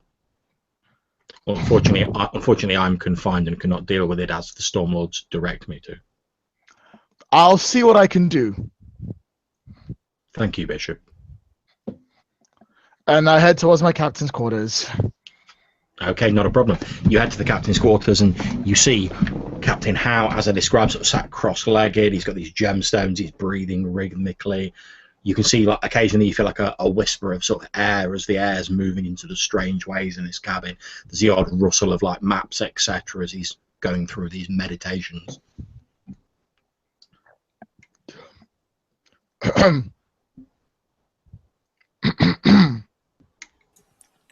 Yes, Nathaniel. Captain, Can I help you? Yes. I would like to ask if you could maybe tone it down a little. How do you mean tone it down? You're sort of upsetting the Inquisitor downstairs. Oh, am I? Yes. So as Nathaniel stood there, rolling how he moves his hand slightly forward, and these little gemstones start flying around Nathaniel's head.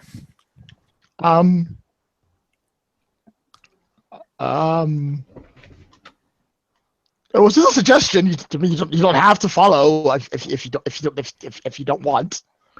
There is a loud crash from below decks that anyone who is, well, pretty much anyone can hear. But I'd highly recommend it. I take my headset gun and go downstairs. Okay, not a problem. Yeah, I put my headphones on and go to my room. Okay, Thazavir, you sort of run down below deck, and as you get onto the corridor that leads to the Inquisitor's cell at the end, you can see it basically looks as though the door has been not blown or exploded off its hinges, but it's been like smashed off its hinges, and is sort of like lying in the corridor. You see the guard who was assigned to his quarters is like lying unconscious. He's still alive. He's just like unconscious in the corridor. It looks weirdly. It looks as though like whoever knocked him out, which you presume to be the Inquisitor, because he's now walking down the corridor. It looks as though the Inquisitor's actually sort of like sat him up and like propped him up against the wall of the corridor, so almost politely, and then just like walked past him. Okay. So I know everyone on the ship heard that crash, and I know currently the captain's smart enough to have already figured out what's going on. Can I see the Inquisitor? Yes, he's walking down the corridor. His sort of black robes flowing around him. He's walking very calmly down the corridor, obviously planning to go up the ladder on deck. Okay, not a problem. Make your attack roll. I'll make my defense roll. Okay, I'm currently beating you by 1. Okay, so remember in last session when I put spells on both my gun and my bullets? Yes, I do remember. So I'm actually beating him by 3. Okay, not a problem. So what I'm going to do... Sorry, go ahead. I'm actually also going to spend a fate point to say that I'm beating him by 5. Okay, not a problem. I'm going to spend 2 fate points because he is a devout follower of the Orthodox religion and because he is a zealous follower of the Inquisition to take it down so you beat him by +1, effectively. Your bullet still does hit him, unless you want to do anything else. My concept.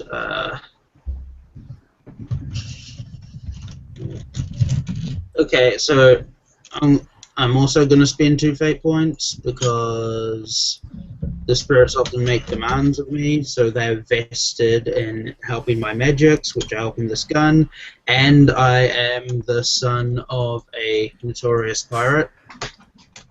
Okay, Nice. I'll allow you to spend the 1 for being a notorious pirate.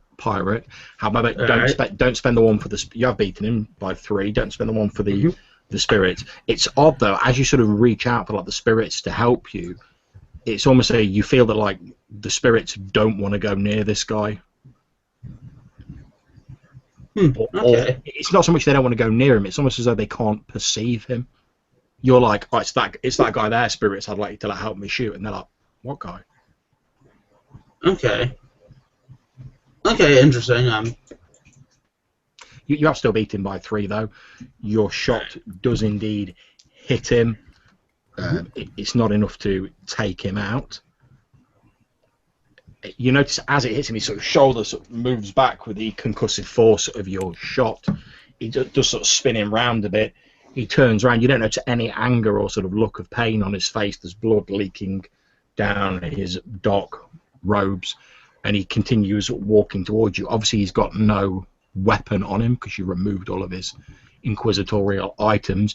and he starts moving towards you a bit quicker. He's not running, but he's like moving at a sort of striding, like fast walking pace. But it's going to be like another round before he gets to you. Okay, I'll be walking back towards the opposite end, and I will shoot at him again. Okay, not a problem. So if you imagine like when you came down, you're at the bottom of the ladder. You can move back past the Okay, well, the sort of stairs. I'll just shoot at him then. Okay, not a problem. I'll make my defense roll. I'm currently beating you by 1. Okay, I'm going to spend... I'm going to spend 2 fate points on the 2 aspects I have on my weapon and bullets. Okay, not a problem. So what are you beating me by? I am currently beating you by 3.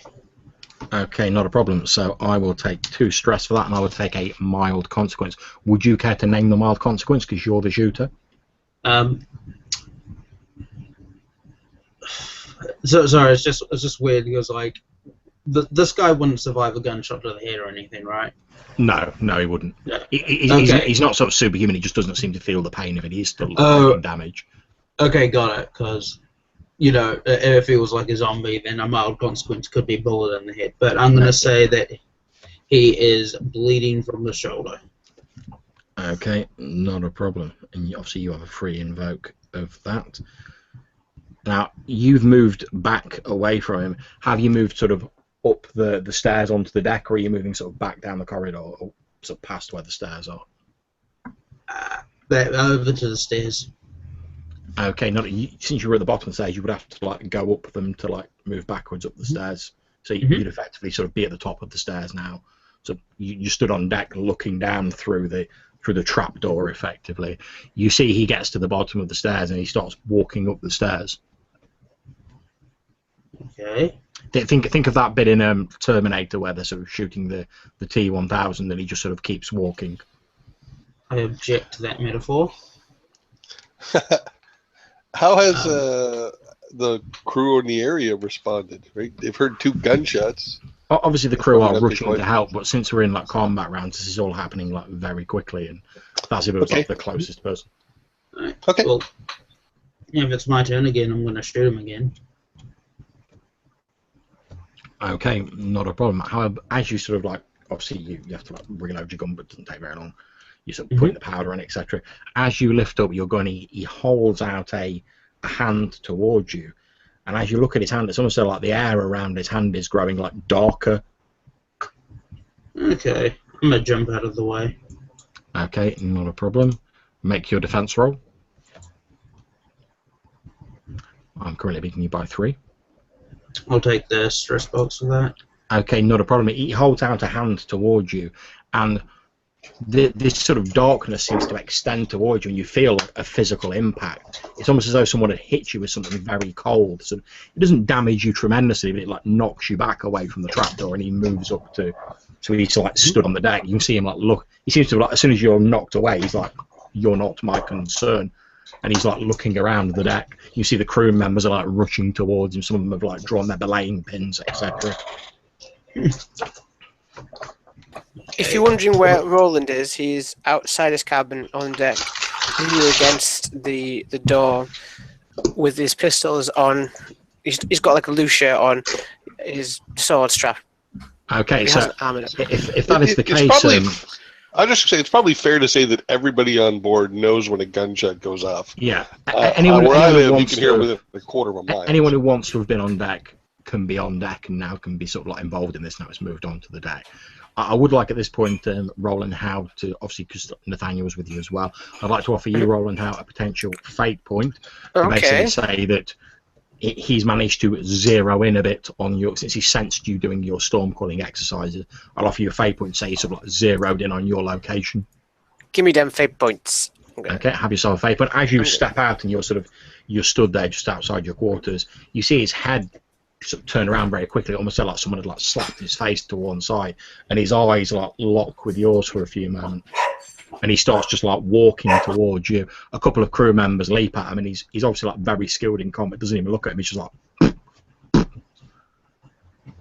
knocks them out of the With way. 2 gunshots. Wow, this guy's like the freaking Hulk.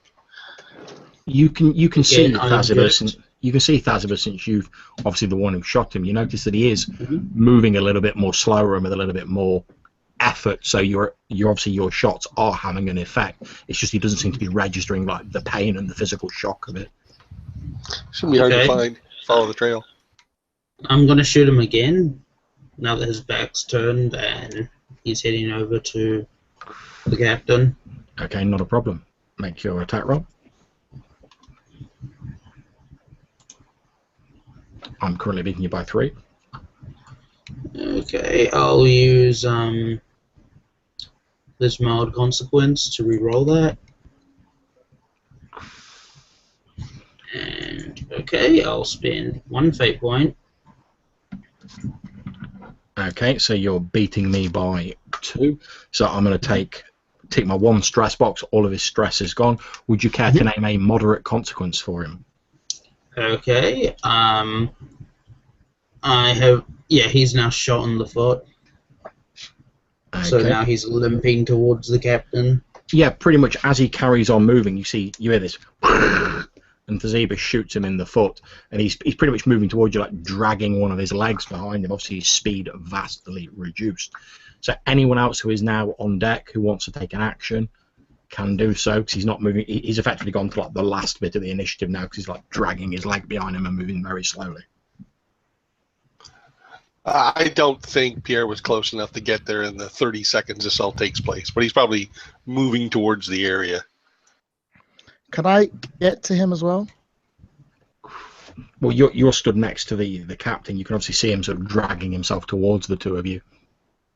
Well, I'll rush towards him and I'll try and physically just stop him. Be like, wait, no, hold on, stop, you're bleeding. Don't shoot, stop shooting. Okay, as you sort of rush towards him, Bishop, and you sort of hold your hands up, he does stop, because he's obviously not going to strike a bishop of the Orthodox Church. And he just stops, and he looks down and says, "Yes, I'm aware of that." You're dying. Just give us a minute or 10. Look, it's not. I know what you want to do. I know you're all about cleansing the world and all of that, but you're fighting the wrong battle. This is not the time nor the place, and you're clearly going to lose. And yes, you can tell me you want to fight. You'd rather die in the service of the Lord and all that, but this is not the time. It is not the battle you should fight. Okay, can you make me an officer roll, please? All right, let's do this.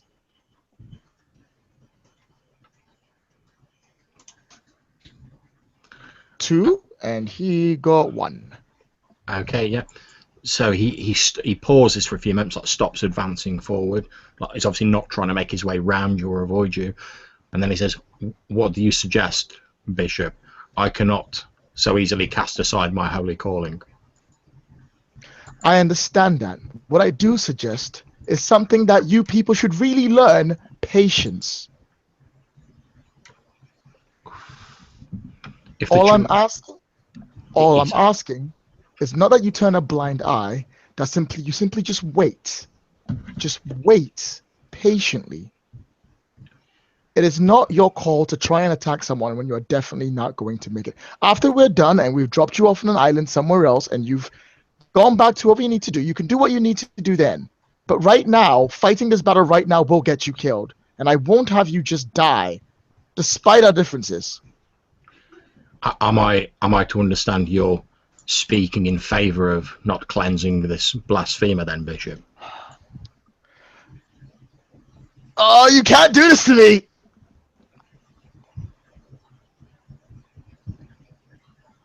Bishop. I'm saying maybe it's You time keep we saying change that. the I laws do not around. think it means what you think it means. At the moment, there is no pope.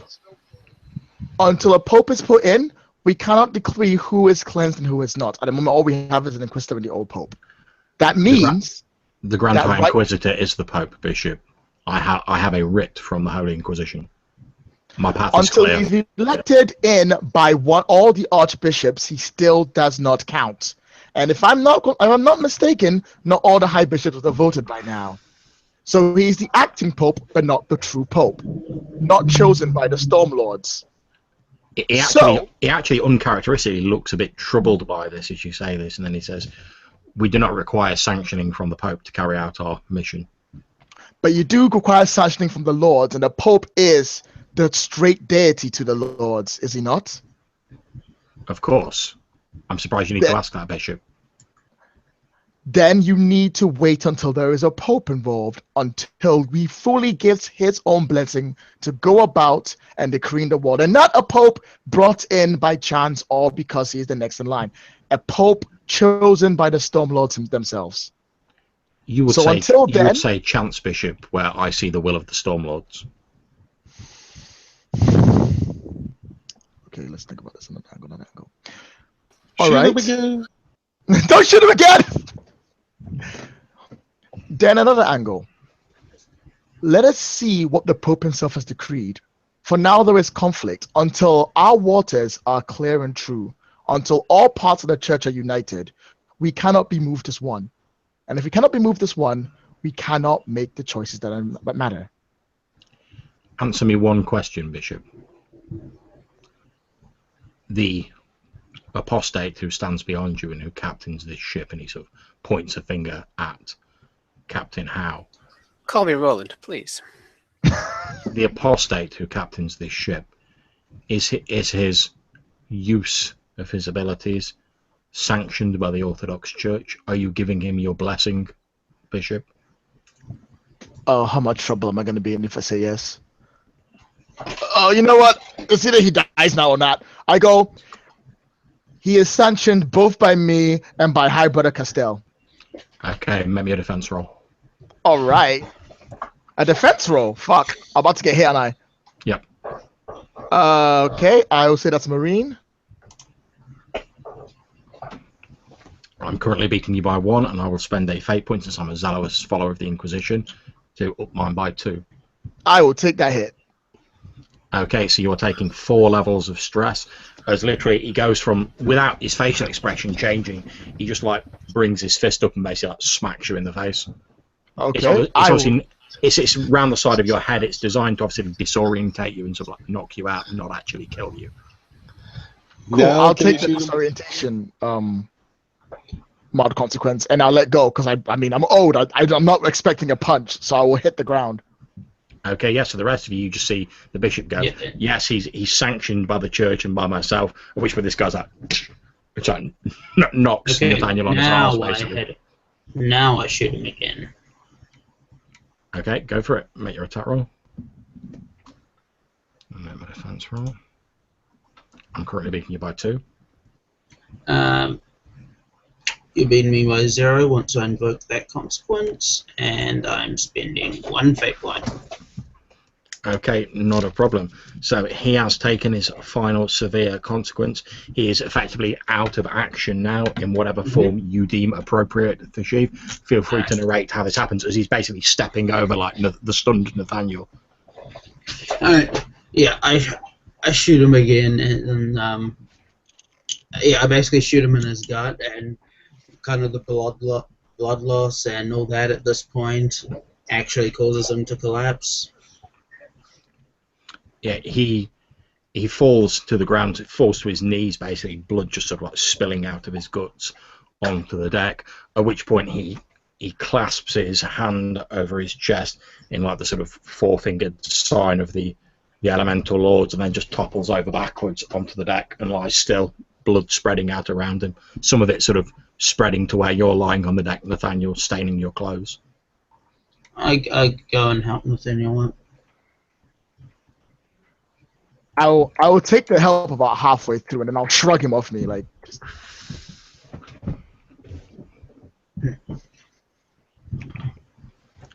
Now, just to check, Thashiv, you were going for like a killing shot there, is that correct? No. Okay, so are we going to say he's just like incapacitated from loss of blood then, so he is still alive? Yeah, I kind of imagine it since I was shooting at him, and I don't think I'm like a non-lethal shot, so maybe he's in critical condition now, and now it's like up to us.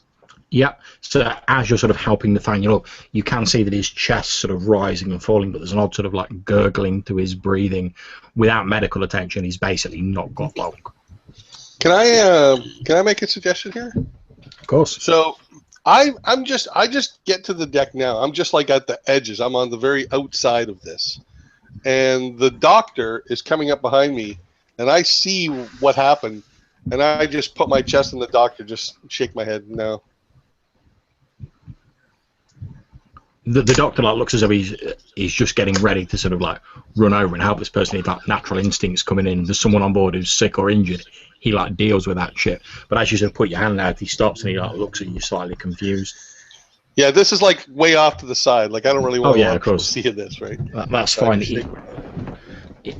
sort of he shrugs a bit and shakes his head, mumbles. He's obviously not happy about it. He mumbles something under his breath, but then he turns around and walks back below deck.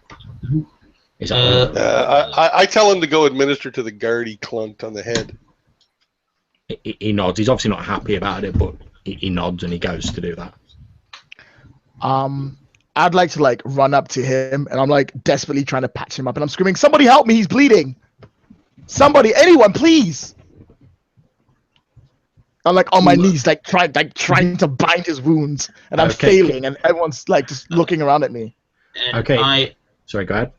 Okay, I turn to the captain, like, should you send for the doctor, Captain? The man chose to throw his life away. He hardly poses a threat now, don't you think? I suppose. But you did shoot him, Thasbir. Do you want me to save him? You did the right thing. He was a threat to the captain. He hurt someone below. We gave him plenty of warning. He would not listen. I'll walk up to Nathaniel over the prone body of the Inquisitor. I sort of say to him, "This is the church I came to know."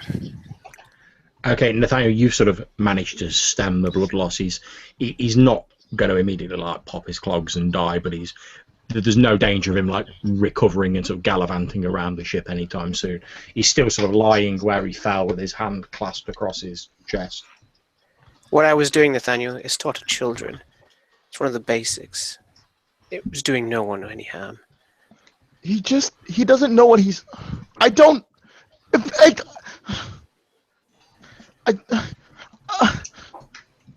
look at completely. I've got like slight tears build up in my eyes. I don't know. I'm completely confused. I'm holding on to him. I'm holding his wounds as tight as I can. My cloak is stained, and I'm just looking up at anyone just to help me. And I'm seeing nobody help me at all. And I feel a little bit darker and a little bit. And so I feel like my belief and my everything else I have just slowly dips just slightly underneath. And I just sort of just stand there, just look at him. And I just say nothing. To be fair, Captain, the church did remove his soul. Can you give him it back? I'd have to find if they're keeping it, and that might be its own. That might be its own problem. Perhaps he was not fully morally culpable here.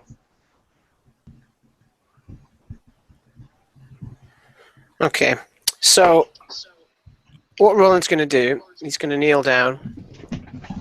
He's going to he still had the gems in his hand, actually. He's going to put them in his pocket.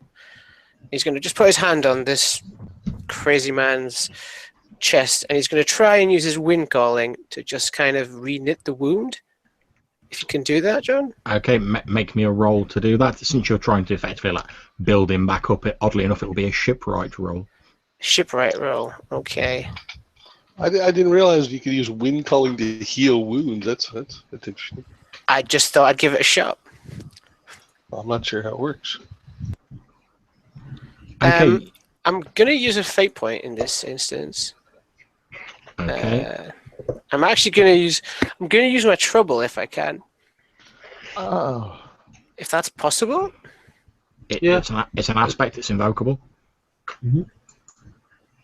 My justification is I'm proving to this creature that I'm not a monster. That what I'm doing is not a blasphemy. That's the idea. I'm doing the opposite of what he expects me to do. Okay, so you spend your fate point. As you try and use the winds to somehow like knit his wounds back together, well, wind calling is not really made for sort of delicate medical work. You're basically just trying to hold his insides and to help Nathaniel out a bit. But as you sort of summon up the winds, it's almost so the winds sort of as they move towards his body as you would expect them to, but as they get near his body, they just die down to nothing.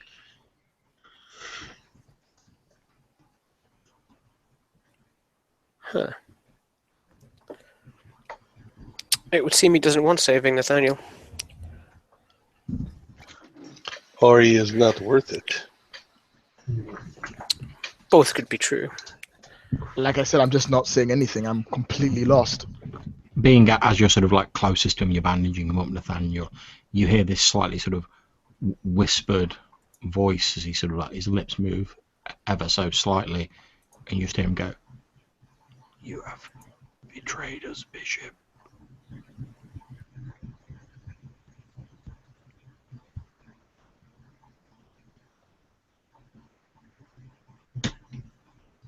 And I start. When bishops attack. Yeah. But that's it. I think that's a fairly decent place to end the scene. I think.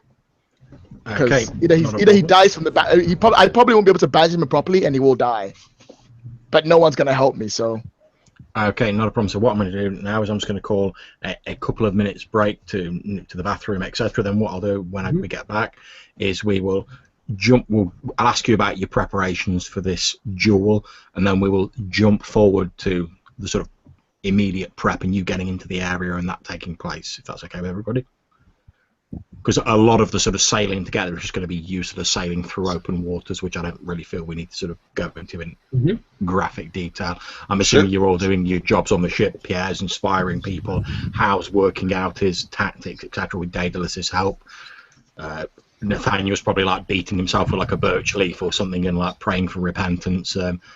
Thasbia's probably sort of like getting occult stuff ready, in case it's needed.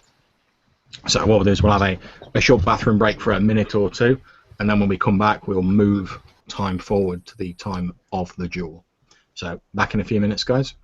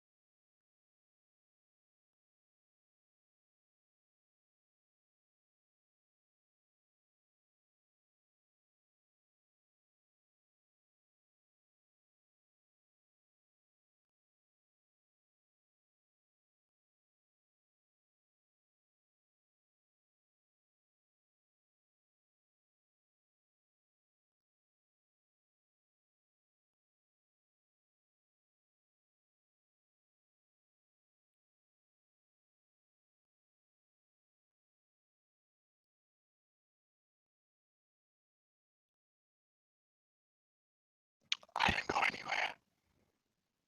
I'm still here. Sorry, I'm still here as well. I'm not quite sure how when Nathaniel's going to take the next step. Like, he doesn't really have a choice. He's going to have to leave the ship. What? But he's probably going to wait till he finds Gregory first. Well, that's it, exactly. I mean, obviously, once you've found Gregory and potentially in Della Fortuna, what you do afterwards is up to you guys. True. If I can find Gregory and just get home, maybe I can stop this mental madness from continuing. But like, he doesn't know what to do. He has no idea. Like, everything's betrayed him that he knows. He doesn't want to just start calling all Stormcallers like evil. But at the same time, if he doesn't start doing that, he's not going to be able to find his son. I mean, he's not able to have a church to go back to. But if he starts doing that, he's not able to find his son. So he's completely lost. It's a moral dilemma. I won't deny that. Also, Matthew's had a power cut. He'll be back in 10 minutes. No problems. That's fine. We've got to wait for Rob to get back anyway. So how do you guys feel about how the session's going so far since we're here? Well, I think I deserve some fate points for having to fucking get boned again by the Inquisition again, because fuck my life.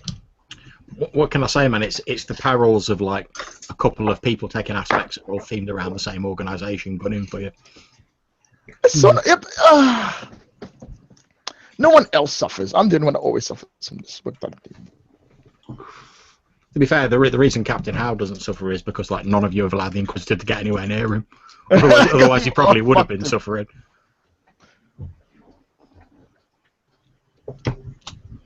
But yes, I am actually certainly prepared to give you a fate point, Lloyd, for all the various church shenanigans that have been going on. It's always on me.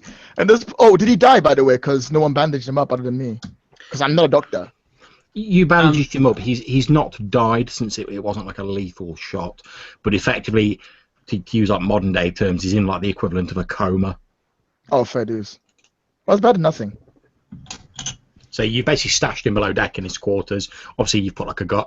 The guard. It will be revealed that the guard who he incapacitated was basically just sort of like almost like a nerve hit to the side of the neck to like knock him out. Other than that, he seems fine. He's a bit groggy for a bit, but he recovers fairly quickly. And you put a guard in front of the cabin, stash the Inquisitor in there. You know, ask the doctor to like check in on him regularly, change his bandages, etc. And the doctor's like, well, it looks like he's hanging on in there, but other than that, we don't really have like the medical knowledge and facilities to like treat him any more than we have done. We can basically keep him at this state, and you know we can like feed him a bit of gruel and whatever to like keep him going, but until we get somewhere where there's more medicine, there's not much more we can do for him. We just keep him in this state. Thank you.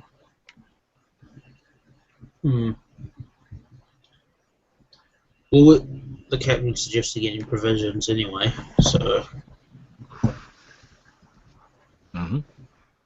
got the time. Yeah, you've certainly got time to like stop off somewhere and take on fresh water, food, etc. And I think he mainly needs water more than anything else to replenish. Yes, certainly. Like say, you'll be feeding him like soup effectively, and water will be like all he's able to take down, and obviously the doctor can deal with those sort of necessities.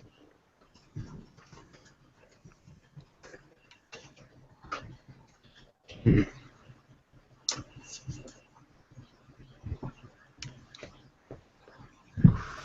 I think it does. That's deserving enough. Stop trying to hurt my friend. No. Why does just because it's not deserve mercy justification. Just because you don't agree with the justification doesn't mean that's the de facto. No, I think he's saying what kind of person deserves mercy and what kind of person is supposed to not deserve. What do you have to do to not deserve? Yeah, because I'm trying to understand what property, like deserving mercy, that you're trying to. It's a tricky situation you're in as well, because as you suggested, given this ritual that this guy's been through, that effectively is like spiritually like castrated him, really, like as far as you're concerned, has removed part of his soul. Like, how capable is he of lobotomized, if anything? Yeah, pretty right? much. Yeah. So how capable is he of making like sound judgments? I mean, to use like obviously we're not dealing with like a modern court, but to use modern terms, is he capable of like being responsible for his own actions? Actually, I think a lot of like if we put this into the real world, like around that time period, I think a lot of philosophers would say that he is not immoral, because I think the soul was very important back then. And some people thought morality in God, and if you had said, well, what if you removed someone's soul, then a lot of people would say, yeah, he's like an animal then, so you can't really like judge him as a human. It's an interesting as well, because obviously amongst the Inquisition, these people are seen as effectively like living martyrs, because they make this great sacrifice so that they can carry out the will of the Inquisition. Whether this person went into it willingly or not, you obviously don't know, but he did say that people submit to it willingly. If that's the case, they will be sort of honoured as they're sort of sacrificing their souls effectively so that they can stick it to these apostates.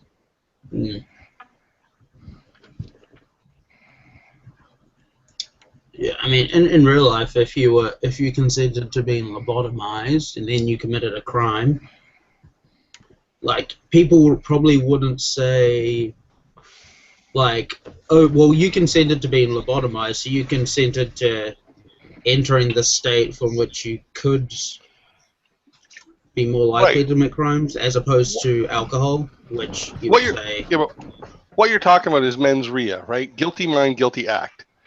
So No. just because you committed the act, if you did you know it was a crime, right? And some people would say, well, if you didn't realize you were doing something wrong, you shouldn't be punished as if you did. No. Well, I was going to say, even looking at it from that, I mean, I'm glad that it's inspired this like moral debate, because that's part of the point of like this guy in the Inquisition is to like say like, oh, he's clearly from your point of view doing wrong, but as far as he's concerned with his like belief in the Inquisition, he's doing the right thing. This guy is a blasphemer and an evildoer. He's trying to deal with it as he's been taught by the Church. But as you say, he's not a whole person. So has his judgment been skewed? Effectively, has he been like brainwashed by the Inquisition, for want of a better term, to do this? So how capable is he of sort of knowing right from wrong in this situation? And is he wrong in the first place? Because as far as he's been taught, he's not doing anything wrong. But obviously, from your guys' point of view, it's something that conflicts with your goals. So from your perspective, it's wrong. He's trying to kill your friend. From his perspective, that guy's like a filthy apostate who's like insulting my gods and has stolen power from them. I'm doing the right thing by trying to bring him to justice. If anything, he's legitimate authority, and we're just a bunch of criminals. So there's also that. It makes sense to his character. I agree that. From Pierre's point of view, when we brought him on board, it was with trepidation. He was warned to not try any shit. Do not try any shit. We're staying here. We're keeping you under guard. Repeated warnings. He didn't follow his warnings. He breaks out, knocks out a guard, and tries to kill the captain repeatedly. You shoot him, still doesn't stop. You shoot him, he still doesn't stop. Pierre would be just as happy, got him and throw him overboard and think nothing of it. And that's fine. That is that's a valid point of view. Just to play devil's advocate, because obviously we're having this discussion while waiting for Matthew to come back.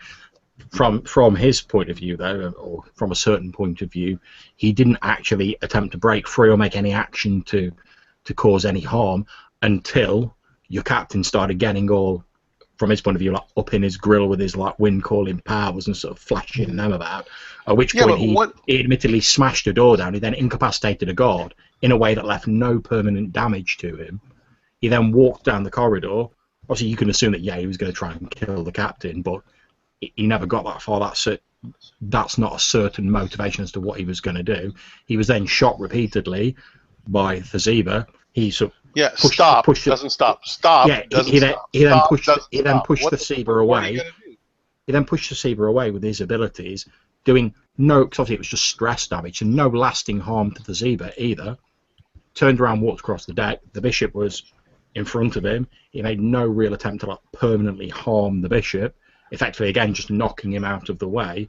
No sort of permanent damage done to the bishop.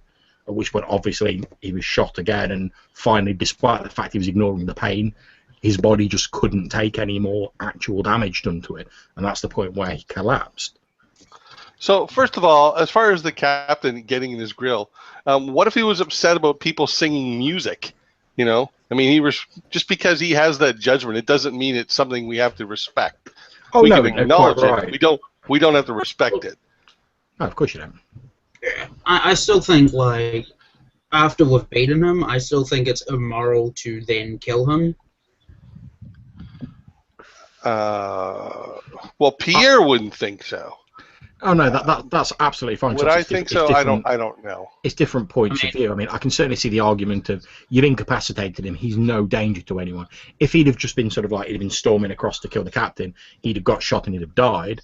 That's entirely different to we've incapacitated him. He's no more danger. Now we're just going to execute him. I mean, not because in the situation, not providing medical care to him or killing him after we've incapacitated him. Like modern times, I believe they're both war crimes. Maybe so. But I'm not playing me. I'm playing Pierre. I don't think the person who shot the girl who was trying to help him last episode can tell people who they can and cannot kill when they see them. I'm just saying. Davison may not be the right person to give advice on who should die and who should not. Actually, that's actually a fallacy. Like, you don't really say, well, you don't follow the argument, so it's bad. Like, if I was a smoker and I said smoking is wrong, you shouldn't do it because it's bad for your health, you can't then say, oh, well, you smoke, so clearly your argument is void, right? Yes, I can. You're not following your own advice. No, I would actually argue the contrary of what you said. If you don't smoke, you don't get an opinion. I would argue that. See, I would again just to play the devil's advocate. I would say I can see what Tashif is saying, because if you do smoke, like myself, if you do smoke, I agree with Tashif on this. The fact I smoke doesn't change the fact that I know from science, etc., that it is bad for your health. Just because I do or do not do it, that doesn't change that. That is a fact. But obviously, we were talking about facts there, whereas what's going on here is more down to opinions and sort of how you view things. It's one of the things I wanted to do with the Inquisition, rather than just making them sort of like mustachio twirling like bad guys who are like, nah, we're here to kill all the players. It's funny because my argument for that whole point is that I mean, I get that we're having this argument about whether we're right to kill someone or not, but it's kind of, we murder people all the time if we got a chance. I really do not think we have the right to tell people. We decide who deserves mercy, who does not. We do not have a way of saying to other people, their version of deserving mercy is wrong or right. Everyone's entitled to doing what they want to do. And indeed, that's part of the reason why a lot of people went to the sort of pirate lifestyle, because certainly, like, if you look at like Daedalus and people like that, they disagreed with what their country was doing, what their central authority was doing, and becoming a pirate was a way of saying, right, we're going to follow our own desires and our own beliefs, free of this central authority. We've got the right to make our own choices based on what we know and what we think, rather than what some noble in law force telling us to do or whatever. That might have been some of them, but a lot of the people who became pirates, they did not have altruism at heart. Oh no! What they saw is they're attacking pirates, and 99% of the loot is being shipped back to their country to rich fat cats. And like, what the fuck? We're out here doing all the work, and they get all the glory. Screw that. A lot of them chose that. You're absolutely right. But if you look at it from the point of view of like the legitimate authority in those countries, who are like, well, yeah, we're the legitimate authority. We get a big cut of any profits you're making in the new world. That's how it works. It comes back to us. But obviously, if you look at it from the point of view of, like you say, the pirates, we're doing all the work. We're the ones facing all the dangers. Why shouldn't we get more of the booty? Yeah, and right there, you hit on the crux of what fascinates me about role-playing games, is NPCs that all have different perspectives on the same, few facts we can call objective. Other people can have a whole bunch of subjective opinions on, what that means and stuff like that. I love exploring character. Well, that's it. It's one of the things I'm very much enjoying about this encounter. The fact all of the player characters have got slightly different viewpoints, and we've obviously got Nathaniel, who's like very conflicted. Yeah, who's like he tried to kill one of us. Like that's it. You had your chance, dealt with. We've got Thazabir who's like, right, he's a clear and present danger. I'm going to stop him from being a clear and present danger. But now he's no longer a danger. I'm not. I don't want to take that extra step to sort of like kill him. So again, it's one of the things I do like about Robert. You've all got slightly different viewpoints, and you're all approaching it in a slightly different way. Obviously, not based on potentially your real life viewpoints, based on your character viewpoints, which I'm very much enjoying. Good job, guys. Thank you. We try our best. No, I'm really enjoying it. It's nice because obviously, I do think potentially with a sort of swashbuckling game, part of the potential issue can be if it becomes like very sort of like cartoony. There isn't really much morality in it. I mean, yeah, if everyone's all "arr, ay," or it's going to get pretty silly pretty fast. I would just like to not be the person that the morality questions are thrown to. I'd really much like to not be that guy. Oh, man, maybe you should have Constantly- played a bishop. Yeah, you're the one. Constantly You're the one who being played. You're the tossed. one who played the bishop, like one of the moral centers of the church, man. Yeah, like Constantly being tossed up and down in this like roller coaster of emotions, and I'm like, Well, oh although- god, not again! Although I to be fair, can't I'm a take it. bishop. if you're looking for Why someone I- to blame for that, Lloyd, blame Matthew for taking that whole like, hunted by the Inquisition like trouble. Oh god! Because until he came up with that as his trouble, I had not even entertained any thoughts of having an Inquisition in my setting. And then I was like, oh, Matthew's being hunted by an Inquisition, right? There'll be an arm of the church, etc., etc. There's the Inquisition. Let's see how this goes. And he picked it after I said I was gonna be a bishop. Ah! I must admit, it was fun turning it against you in. Oh, in that was the Daedalus' most room hypocritical. there, I was like, I could see like what like Nathaniel was like, you hypocritical bitch. You are so saying it just to piss me off, aren't you? Don't finish that. You finish that sentence. You piece of shit. I hate you. I hate everything about you. You suck. You hate that Oh it's my God. right, that I was right. That's what you hate. Oh, I can't wait to fucking kick your ass. This guy. Oh my god. At some point, right, I'm still gonna get Pierre back, and I'm gonna be like, so smug, so good. Challenge him to a read-off. It's like a rock-off, but more literary. What am I going to do about the church? I need to go back and fix everything by myself if I have to. Right. I'm hoping by the time I get to De La Fortuna, I find some way to bring the Inquisition and the church back together again. Okay, I don't know guys. how the fuck I'm gonna do Since we're still without Matthew, and obviously time's running on a bit, what I'm going to do is we'll carry on. We'll move up to the time like shortly before the duel is scheduled to take place, and I'm going to say that until Matthew gets back, Captain Howe is basically with Daedalus, like going over all his maps, etc. And I'll cut to you guys sort of on the eve of the duel, effectively having whatever discussions you want to have, making whatever preparations you want, and we can sort of carry on with that a bit. How does that If sound for Matthew, everybody? good, but if Matthew doesn't get back, are we still going to do the duel? Because He said 10 minutes, so he might be back in like 5 more. So I think we should Yeah. give it a shot. Yeah, But we can't start the duel without the captain. yeah. Well, what I'd do is, if it really came down to the case that he wasn't going to be able to get back online, what I would do is I would probably sort of delegate the dueling duties, assuming it went to like an actual sort of sword duel, to Pierre, obviously, because he's the best sort of candidate to do that. So we might shift it from being like just a ship-to-ship battle to being like a one-on-one sort of like personal duel. And obviously Pierre can sort of stand up and go, I think you'll find I'm the 3 times winner of the Lawful Fencing Nationals. Step I back, got this. I've got this covered. I got this. So Well, we'll sort of he's the 4-time winner since you stopped competing. dun, dun, dun. Damn. Secret reveal. Yeah, I will tell you straight away that I have no plans to reveal that like Rot-Eyed Jack is like the previous winner of the Lawful Fencing. That'd be That would the be- best. it It's would be like, I was like, kinda oh, that cheesy. battle. I won it when I was 12. Fuck.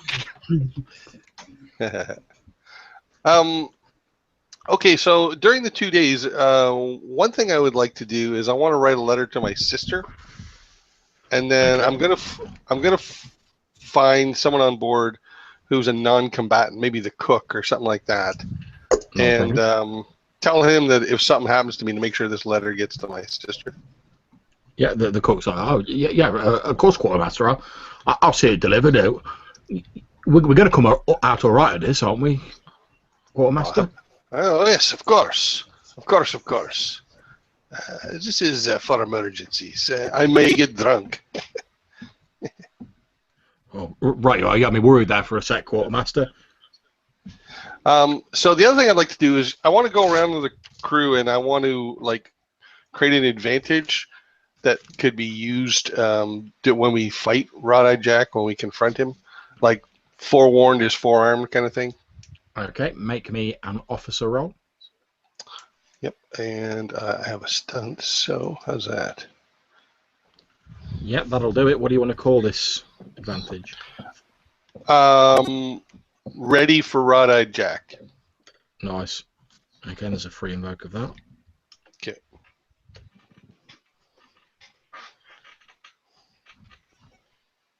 Okay, so what has Thazibur been doing over the couple of days leading up to the duel? Okay.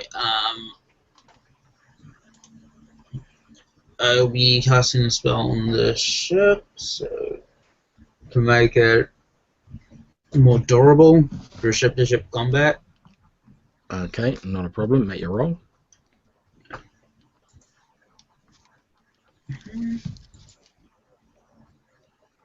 Yeah, that'll do it.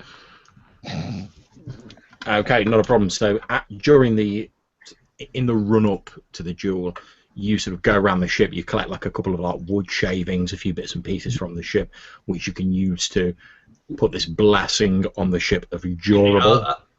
Yeah, I was thinking that I like go around the ship and I put like those white pens that I kind of put in the voodoo doll in parts of the ship, and I have them like on a similar model of the ship, the one the captain was using, and like a voodoo model of the ship. That's neat. yeah. Nice. Yeah. Nice. Yeah, that's absolutely fine. There's a free invoke of durable. Okay, And, so go ahead. I wanted to say that the aspect that I put on was like hard as iron, but still floats wood like iron, but still floats anyway. Nice. Ironwood. Okay, so how about Nathaniel? What are you doing in the 2 days? I'm spending a lot of time alone on deck by myself, just staring out at sea. Okay, not a problem. No roll required for that. Yeah, maybe some spiritual No. inspiration for the crew. There is no way after what happened on deck with the dying Inquisitor, I am in any shape or form to make some kind of spiritual bonuses on anyone. I am completely out of it. If you guys imagine that this sort of like this 2-day montage as you're heading up to the duel, you've got with the camera cuts across to Pierre writing this letter, sealing it in an envelope, handing it to the cook. They have their brief conversation. We then cut across to Thazibur, sort of moving these pins onto this model, collecting these wood shavings and bits and pieces from around the ship, casting this ceremony to fortify the ship against damage. Then, as a sort of gentle, like piano musical, perhaps mournful string music plays in the background, the camera slowly pans across to Nathaniel, sort of stood on the edge of the ship, gazing out across the ocean with a faraway look in his eyes, a gentle breeze ruffling his robes as he just sort of stares out across this deep blue ocean. And in the distance, you can just see these reefs that you know to be there, sort of getting closer and closer. Okay. I'd like to do 2 things. Mm-hmm. Okay. It's kind of I need to ask a question. So, if the captain made rolls to create advantages based on his planning, Yep. would his blessing of intelligence still count even if I took it off now? Because that's kind of like a retroactive. Yeah, effectively what I've done is, because obviously normally his blessing wouldn't last this long, but he's used that blessing to make his plans. So I've just sort of kept the invokes on that blessing to represent the plans, and I stuck an extra one on there for the role that Daedalus made to like contribute to the planning. Alright, so I'm gonna do a ritual on the doctor to make him more competent, because I know I can't actually infect the Inquisitor. Then I'm gonna go find a cannonball and like put markings on it and begin to like. I'm basically creating like a voodoo cannonball that should be extremely effective against Rod Hijack ship. Yeah. Also, during that time, Pierre might seek you out, and I have seen you work as the magics on things. Do not worry. Whatever you choose to reveal or not reveal to Nathaniel is up to you. I will say nothing. Perhaps I keep saying it's not a secret. It is okay, monsieur. It is okay. I will keep it. What? I will tell no one. I have already forgotten. What? No. This is I pull out the literally my rapier job. and I show him the rapier. Can you perhaps put some sort of a enchantment upon this? Okay, but I can do it, but just let's wait for, because I can't have that many of these up at once. So I'll wait before when we're closer to the time of the battle before I put like something on your weapon. Oui. When the fight is imminent, I will seek you out. I sheathe it. Obviously, bear in mind, I'm sure you know this, Chief, but obviously bear in mind it takes half an hour to do that. Yeah. I assume it's not like seconds before a duel that he'll come to me. Yes, certainly you're going to see the ships approaching. It's not that they're suddenly going to appear and like, there's a big lineup of people. Yep, bless my rapier, bless my cutlass, bless my gun, bless my wife. That's I'm imagining the bit with Pierre now, and he's going to be like, oh, that's where I know you use these magics, and well, I'm planning to pay a visit to some of Carlotta's crew afterwards, if you know what I'm saying. It'll be bless this condom. Yeah, it'll be good if I didn't bring anything back with me aboard the ship. You know what I mean? So a little divine protection. Good. Okay, guys, I'm going to give Matthew another 5 minutes, and I'm going to press on because time is running. So, if the captain doesn't show up, we're gonna have a Pierre duel, right? Yeah. Essentially, what I'm thinking at the minute, and obviously feel free to chip in your opinions on this, guys, is what if Pierre's doing the duel? Like I say, I'll move the focus to more of a sort of back and forth cutlass style duel. So we'll cut to the bit of like the two ships like crashing together and the crews sort of surging across the decks. There's a parting in the crowds. Obviously, Rot-Eyed Jack or whoever he's choosing to fight the duel sort of storms out. The captain's busy commanding like the rest of the boarding sort of parties, and as the crowds part, Pierre will be there to like do his thing with his rapier. So, can I put another advantage on? What I would like to do is during the travel time is to be on board with my rapier, practicing, trying to train the others, hone their skills somewhat, impart a bit of my knowledge to them. If we're going to have a ship-to-ship, there's going to be a lot of sword fighting. Yeah, that's fine. I would say that would probably be a marine role, because obviously you're demonstrating combat abilities. Right. I get a grade on this one, because I got look at that, 6. Okay, not a problem. So what I'll actually do is, rather than have you come up with a new one, I'll just add a free invoke to that ready for Rot-Eyed Jack. You've already got one. Excellent. Perfect. Thanks. No problems. Okay, and that will be about, aside from the Zebra potentially putting some whammy on your sword just before it starts, that'll be about all the advantages you have time to create. Okay. Yep. Cool. Okay. So. And I'm just going to make a few dice rolls for no particular reason. Oh, okay. Yeah, that's our ship being awesome. We'll take that. That one's for them. That was for them. That was definitely for them. That's for them. They wrote that. They wrote that last one. Well, obviously, and I'll quite happily tell you that represents the fact that obviously they know a duel's about to go down, so they are also preparing, as you guys are doing. So, Which is fair. So yeah, I'm gonna remove the cannonball ritual that I have up, and I'm gonna use 2 rituals on here. One on the sword, one on him. Okay. The one on him will make him as light as the wind, which is what I'm rolling for now. Okay. And the second one will be... Oh, crap, I was... Yeah, to... Oh. I was thinking making the sword spiritually poisoned, but that probably wouldn't work on Rot-Eyed Jack, so... See if I can, like, bless his sword with, like, the kiss of fire. Yeah, that sounds good to me. Make your roll. Okay. Okay, so Pierre, you have a free invoke of Light of the Wind and Kiss of Fire. Yeah, so remember these are like supernatural things placed on you, so even when they're not, like, even when you're not invoking them, they might allow for more narrative permission.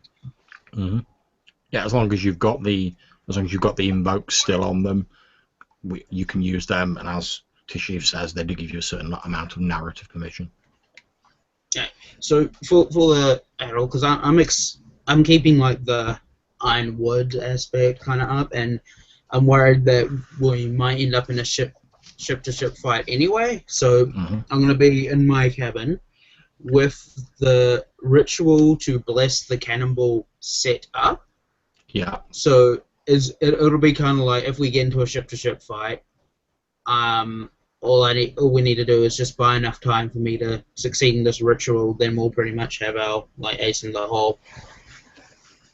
Okay, not a problem.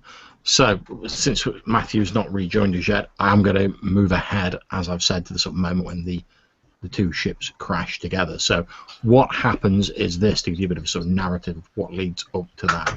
As you sort of arrive at the reefs, so you've been there for some time, and you do notice what appeared to be 3 ships flying the black sails of the Inquisition. However, they appear to be sort of holding position a short distance away from the reefs rather than approaching them.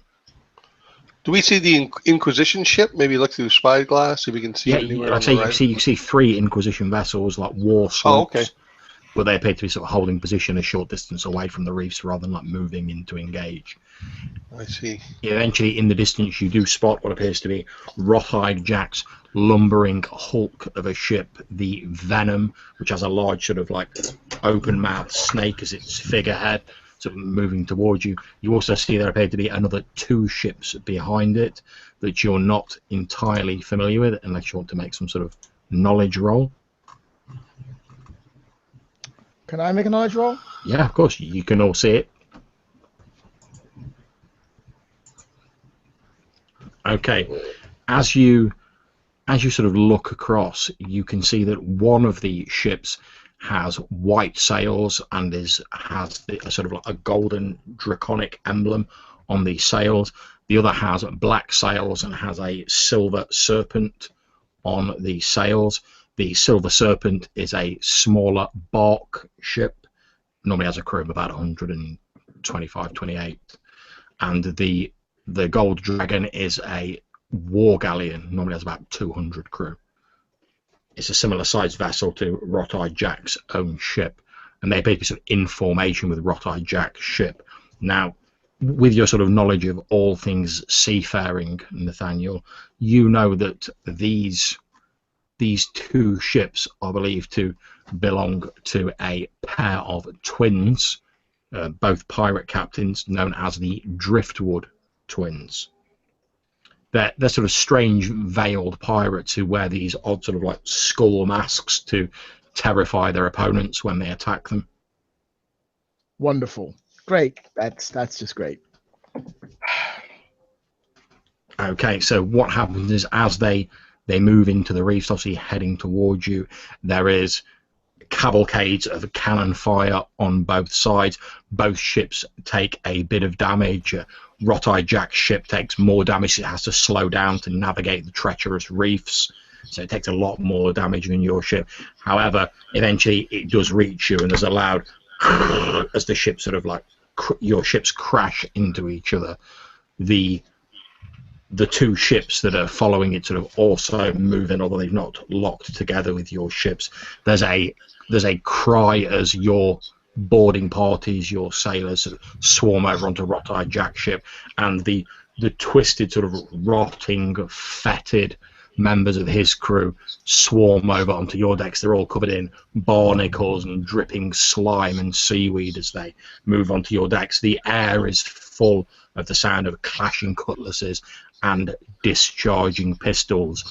All of you are on the deck. You can obviously, you guys can be wherever you want on the ship, but anyone who is on the deck, as you look across, you can see the large figure of Rothhide Jack sort of stood at the head of his ship. He looks across to you, standing tall. There's a strange sort of green fire flickering around him as he looks across to you. So our guys are on their ship, is that right? And like, but basically, it's a huge melee. There's some of their crew on your ship fighting. There's some of your crew on their ship fighting. You're both next to each other. The fight's moving backwards and forwards and swirling between the 2 ships. The cannon fire has stopped now because obviously your ships are too close together to really get into that action. All right, so Pierre is singular of purpose here. This is like a fight. He's been thinking about this fight for ever since it was plotted. and this is like the fight he's been training for his entire life. So he makes eye contact with Wrought-Eyed Jack, and he swings over like on a rope and lands near him. There's a couple of crewmen nearby. He just like gives a kick, kicks one overboard, kicks another one into a barrel, and turns to Wrought-Eyed Jack, draws his sword, and says, "Face me, dog." A couple of Wrought-Eyed Jack's sort of festering crew members leap towards you with like rusty weapons, but Wrought-Eyed Jack just holds up his hand and they fall back. He looks down at you in his deep sort of gurgling voice, although it seems to be freer of the sound of the gurgling water than it was previously. He looks at you and says, "You are not the captain of your vessel." "I am fighting for him. I am his champion this day. You will not live another." He sort of like smiles and chuckles a little bit as you say that, and then says, "Champions, is it? Well then, allow me a few brief moments to select my champion." "Face me yourself, coward." "Surely I am no more cowardly than your own captain. Or is he too afeard to face me directly that he must send you to do his dirty work?" "I speak for him." "Then my champion will speak On for guard. me." At which point he sticks two fingers in his mouth and whistles, and from below the deck of his ship comes this like hulking brute of a man who appears to be like armed with a spiked metal ball on a chain. He's covered in tattoos, bits of his skin are sort of falling off. He's huge. I mean, we're talking about just smaller than like a D&D ogre in size. There's barnacles crusted all over him. Part of his face is covered in like lichen and moss. You see he's just like staring at you out of one eye. He drags this huge metal ball like across the deck as he looks at you. He picks it up. You see these like thick muscles standing out in his arms, and he's like swings it around. So we're slowly like maybe starting to circle while he's doing this, you know, or sort of mapping out our space that we're going to fight in. I would like to use my years of fencing lore I've fought people of all different sizes and shapes, all different weapon types. I want to tap into that lore and know the best defense to use against this guy. You know, So the best fighting style. So for your turn, are you rolling to create an advantage? Is that what you're doing? Well, I'm wondering if I can do this like while we're kind of in this kind of state. Yeah, that's fine. Okay, you think that your best defense effectively is to use you've obviously got far more maneuverability than this Hulk who's in front of you. He's effectively just like going to try and smash you repeatedly with like his massive strength, because obviously you can maneuver and sort of duck out of the way. You've got more finesse in your combat effectively. Right. See, I have a stunt that allows me to create an advantage in a one-on-one duel. So that's what I was attempting to do while we're doing this sort of a... Yep, this is certainly a one-on-one duel, so make me a marine roll. I will do that. Okay, that's absolutely fine. What I'm going to do is to save you coming up with another one, I'll just add another free invoke to your light as the wind.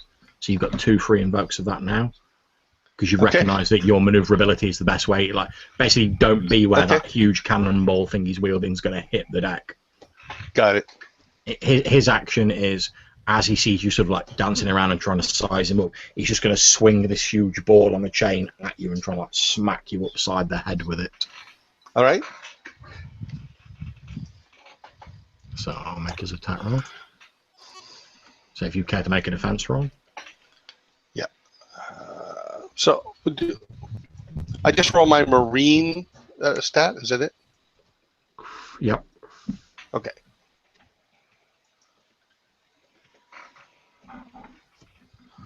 All right, so I will spend one of my invokes, Lightness of the Wind, and I will like duck under his attack.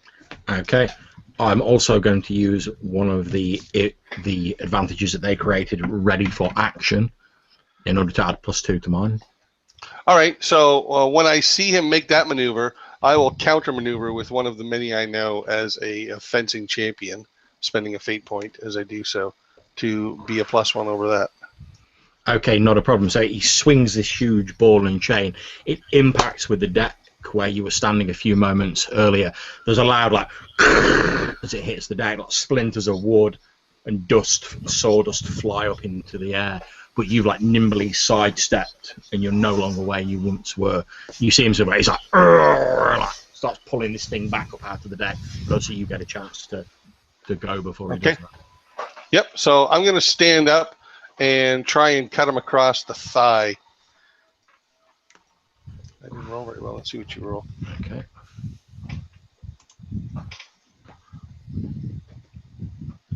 All right. So I will spend a fate point. I will spend my lightness of the wind again. So he tries to move out of the way, but I'm too fast, and I slash him across the thigh, trying to maybe open an artery or something. I'm going to spend one of my free invokes of ready for action to add +2 to mine as well. All right. Well, then screw you. I'm just going to spend a fate point, and make sure I'm +1 over you. That's absolutely fine. He will take that 1 point of stress. Describe how you cut him, basically.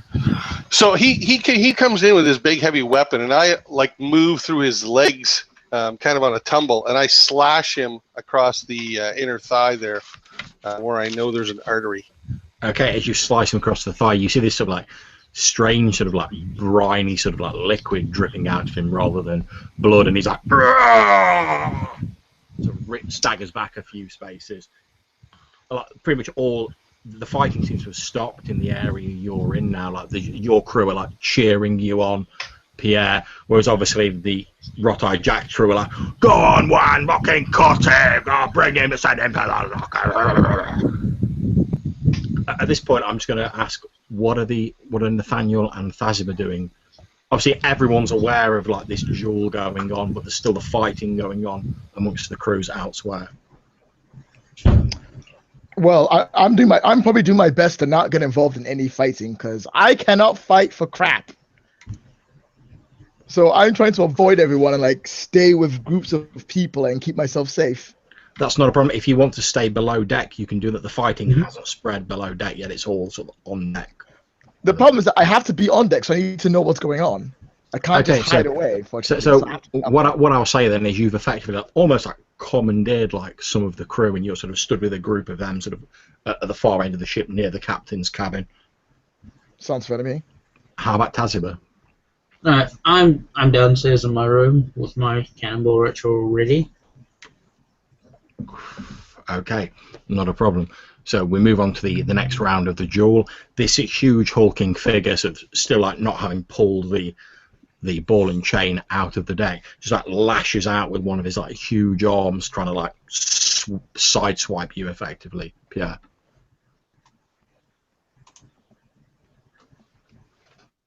Okay, I will spend the last of my free invokes to add 2 to that. So I would currently be beating you by 1, Pierre.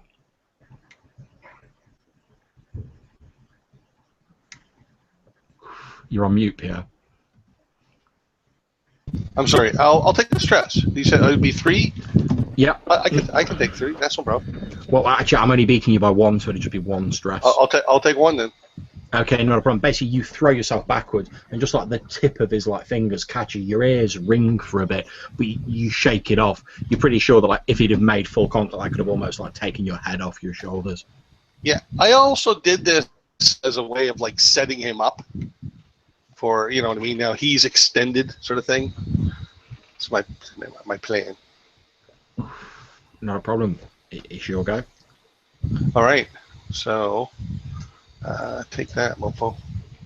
Okay, look at that. Make his defense roll. Okay, I will spend a fate point since he is a grizzled member of Rot-Eyed Jack's crew to add +2 to mine. So you'll be beating me by 1. Will that put a consequence on him? No, he'd just take it. He'd just take it as stress. All right. Well, then I will spend a fate point to make it a +3. Okay, so you make it +3. He's going to tick his 3 stress box, so he's still taking it as stress, but you are wearing him down. So describe how you're sort of cutting him and slowly whittling down this mountain. Right. So he comes in and he grazes across me. I duck down, and then I come up and I slash him right across the chest. And he's like starting to breathe a little heavy now. He's got blood. Maybe I catch him across the forehead.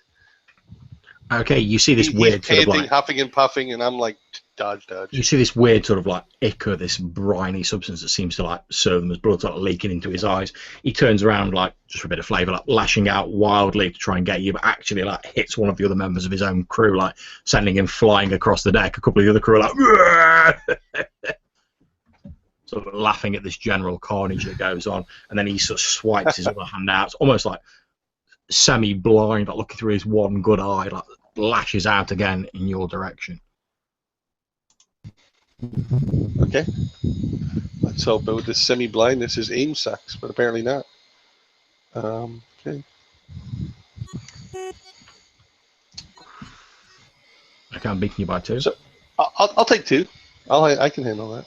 I want to save my fate points. Again, he catches you and it sort of drives the wind out of you momentarily, but you're sort of moving around him incredibly quickly, almost as though you're as light as the wind. And he's just clumsily lashing out at you. Yeah, and I'm almost taking these hits strategically, right? Luring him into a false sense of confidence, overextending him at points. And so I'm going to counterattack. I'm rolling that. Screw that. Oh, you can roll first, I guess. Okay. I'm on +4. Yeah, no, I think I'll take the reroll.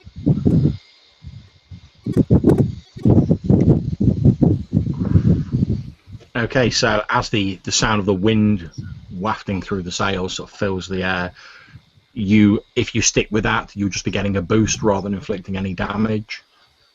Yeah, I'll take the boost. I'm going to go for the coup de grace the next time. Okay, what would you like to call this boost that you've got a free invoke of? So he's slightly off balance. Yeah, that's absolutely fine. So maybe because I got all the blood, he's got all the blood and sweat. He's probably huffing and puffing. He's a big guy moving around fast. Okay, so what he's going to do on his turn, he's effectively going to try and sort of like almost like balls rush into you, like to like throw you over the side of the ship, sort of like run into you, grab you, and like. Right. Okay. Just clearing the old ship. Oh, I didn't see your roll. It's +2.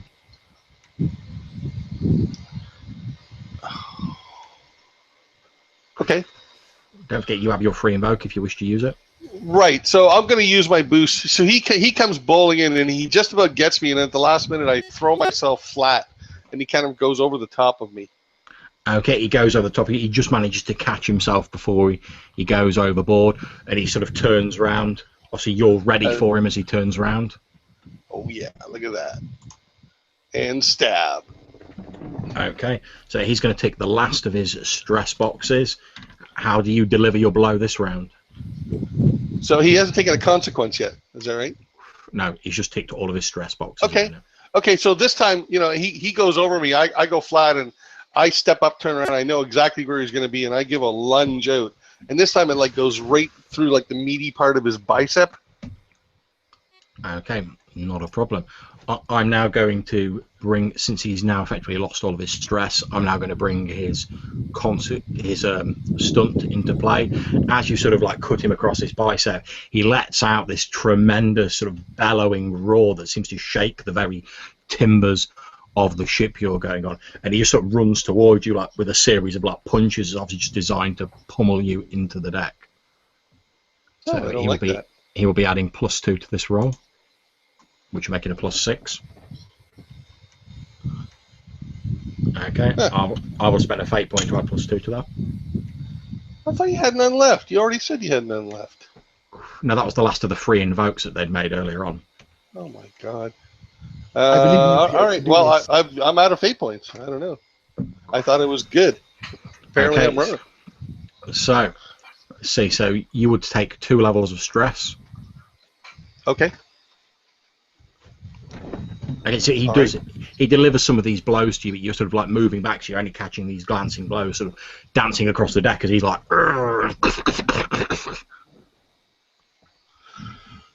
Okay. Well, I'll keep swinging, I guess.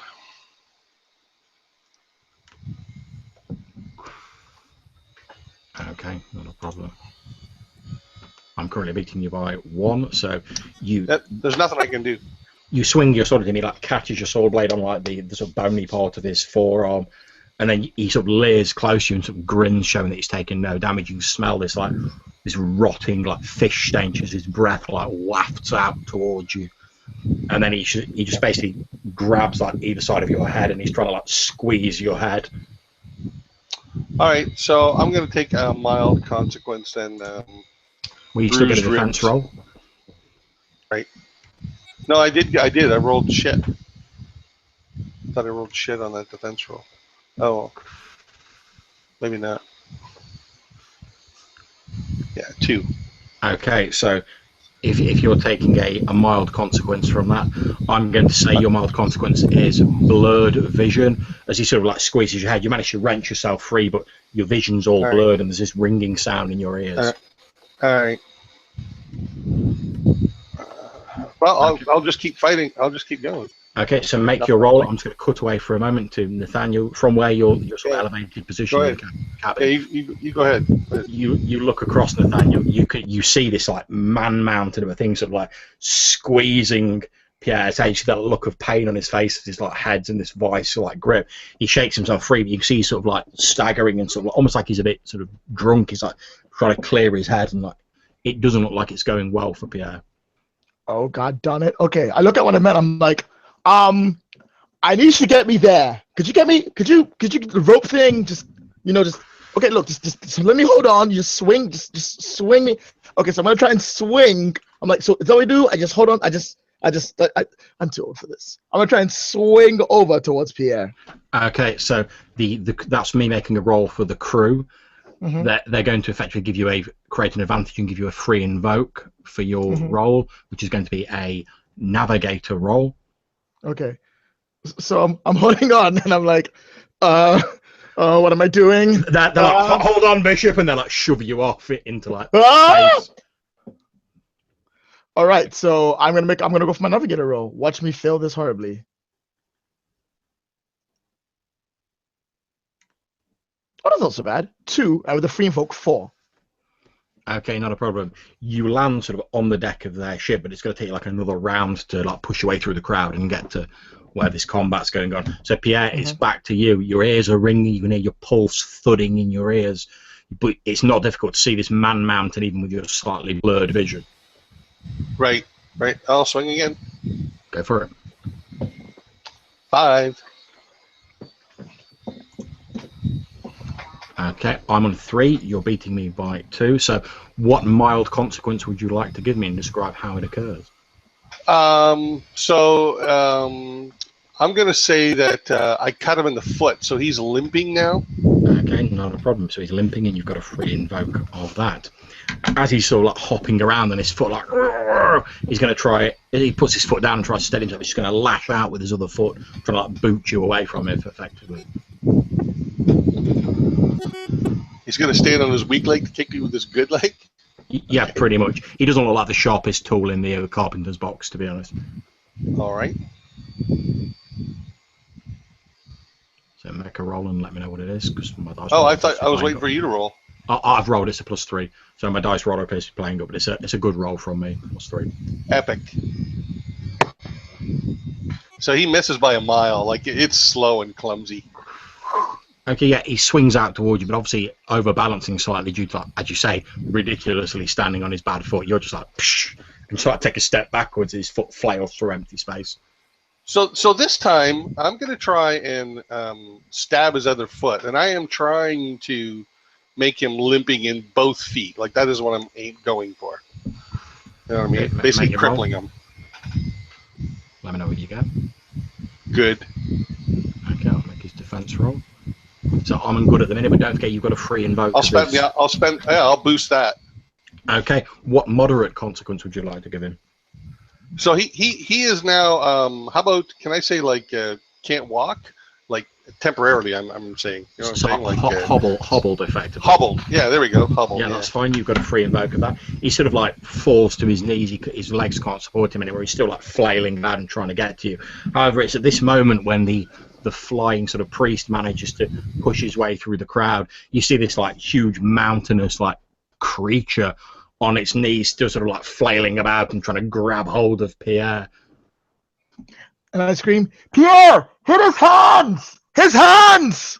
Hit his hands! His I'm like thing waving with him the away. Like, hand! I'm busy. And I'm gonna give him a free. What's called? I'm gonna try and keep it a create an advantage, which is what's called a very bad very bad fighting advice, which works. That's the aspect anyway. That's called bad fighting advice. Okay, make your roll. I will go. Can I use scribe? Yep. Let me know what That'll you be get. 5. Okay, not a problem. So effectively, you've got 2 free invokes that you can use, Pierre. Bad fighting advice. Okay, now he's going to get to make his attacks. Obviously, you hobbled him, then Nathaniel did his shouting out, hit him in the hands. Yeah. Right. He's going to lash out towards you with his meaty fists. And I've got a fair roll +2. His reaction seems to be a lot slower now. You're obviously wearing him down slowly but surely. I also got fair. Don't forget you have 2 free invokes. Right. So I'm going to use that boost. So he reaches out to me, but I just kind of like duck and sort of slap his hands in the direction they're. Okay, I would tell you to help with your description that you have taken this guy out of action. So feel free to narrate how that goes down. Okay. So once I bat his hands aside, I go in. He's on his knees, and I go in with a lunge right for the throat. And I've delivered a coup de grace a few times. Never had to in competition, and okay. I just get him right through the throat, and then I look at Wrought-Eyed Jack to make sure he sees. I pull it out kind of with a flourish. I want the other crewmen, particularly his, to see what I have done. You notice they've also like backed up a bit. They're obviously not quite so keen to like tangle with you now. You've taken down this physically impressive member of their crew. For a few moments, as your sword's like through his neck, he tries to like still carry on pulling himself towards you with the sword like stuck through his neck, still like screaming at you, and then he's just like, and you pull your sword out with a flourish, flicking his blood off your blade. There goes your champion! I tell you, surrender now! There is folly, there is no future in following this path.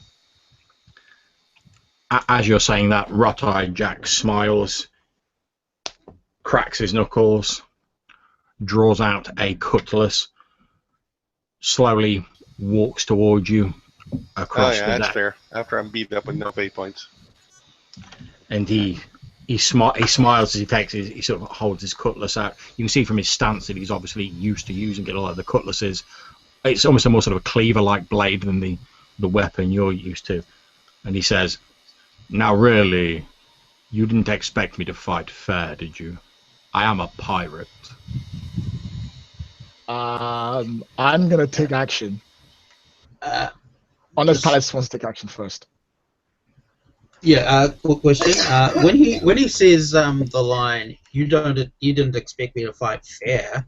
How far into my cannonball ritual have I gone? You're probably about 15 minutes into it, because obviously that was a combat, so that'll happen very quickly. Yeah, it's probably generous. All right. Okay, so yeah, he walks forwards, and he's like, "You didn't expect me to fight fair, did you? I am a pirate after all." And he sort of gives a couple of test swishes with his cleaver-like blade. You still see this sort of green fire like flickering around him. What were you going to say, Lloyd? And I step forward, and I look at one of the men, and I'm like, "Pass me a sword. Just pass me a sword. Just give it to me." And I take it, and I'm like, "Well, you don't expect us to fight fair, do?" And I stand next to Tabitha. I'm not Tabitha. I stand next to Pierre, and I whisper to his ear, "I have no idea what I'm doing." You're doing fine. Really? Because I feel this is a really bad idea. I'm not even quite sure if I'm pointing the sword the right way. So how while this duel was going on, how did our men fare against his men? Are there more of us now or more of his? That's a very valid point. So at this point, I'd like you to elect one of you guys to roll for the crew, just to see how they're doing. Yeah, not me. I did all kinds of rolling, but remember they have a boost. Yep. I'll give it a shot. What's got my rolling? Plus. You're rolling Marine. It's at a +2 because of the boost. Sweet. They have a ready for Wrought-Eyed Jack. Okay, let's roll for their roll. And whatever Okay, else. so Yeah. I've rolled a 2. So basically, your men have like pushed back Rot-Eye Jack's crew entirely onto his ship, apart from those that lie dead on your deck. It looks as though the tide of battle has largely turned in your favor. So maybe as Nathaniel is striking a pose beside me, other members of our crew come up and also strike poses, like a wall of solidarity. You know what I mean? Like a show of force kind of thing. I love it. I think that's great. Yeah, they're also bolstered by the fact you've taken down this man mountain and the fight's going your way. And as you sort of, as Nathaniel says, you don't expect us to fight fair either, do you? A load of your crew sort of like burst out from behind you. They're like, "Arr!" They start holding their weapons out in front of them. Some of them like cheer as they burst out from behind you. And then I go, give it up, Rot-Eye Jack. Your men are beaten. You're beaten. There's nothing you can do. Just surrender like a good man. And I don't actually know what to do after that. I look up here like, what do we do after that? He surrenders. No, it was good. Just cut across. Just right there. Okay. I mean, surrender. Yes. Okay. At this point, can you please make me an opposed officer roll against me? All right. I'm on +6. Oh, fuck. Okay, so I'm not on +6. I'm on +4. But what can I spend on my aspects? I will say that your crew you do have one remaining free invoke on the crew ready for Rot-Eye Jack, so you could potentially use that. You've got the crew like backing you up. Right, but that'll put me to 6, and I still need one more to spend on. Oh wait, hold on. Where's Rot-Eye's aspects? I had them down here a while ago. Well, certainly he's an obsessed, cursed pirate. There we go. Yeah, that's the one. That's the one. Obsessed cursed pirate. I'm gonna spend it on his aspect, because I don't think. No, wait, no, because he won't surrender if I send him that. No, that's not gonna help me at all. I don't have another aspect to spend it on. Depends what he's obsessed on, I right? can't beat. If he's obsessed on, living long enough to do That's something. it. I say I spent obsessed cursed pirates. I go, give it up now, or you will never get to La Fortuna. You will die right here along with your miserable men. Maybe you surrender, you might have another chance. You notice he doesn't stop, but he pauses momentarily, and then he looks at you, these sort of like glowing points of light that serve as his eyes, seeming to bore into your very soul, Nathaniel. And then in a deep rumbling voice he says, "And what do you suggest, priest?" And I look over at Pierre and I go, I'm about to do a deal again. I'm really sorry. I suggest I shrug and just look down. That's I suggest you tell your men to surrender and you go over there to those 3 ships. They want you captured alive. They want to take you for trials and courts. Your best bet to live is through them. Stay here and we will slay you and every man standing. So you suggest I simply abandon my pursuit of Della Fortuna and deal with some puling ships from the Inquisition? Is that what you're suggesting, priest? I'm suggesting you live do to not. fight another day. exactement. If you do not take our agreement, your search ends here. And if I do not take Daedalus from you, then we will be stuck like this forever. This is not living. On the contrary, what if I told you we're on our way to De La Fortuna? You just need to follow us when you get away. And why would you do this for an enemy? Because I've frankly seen far too much bloodshed in the last few days, and I'd like a break.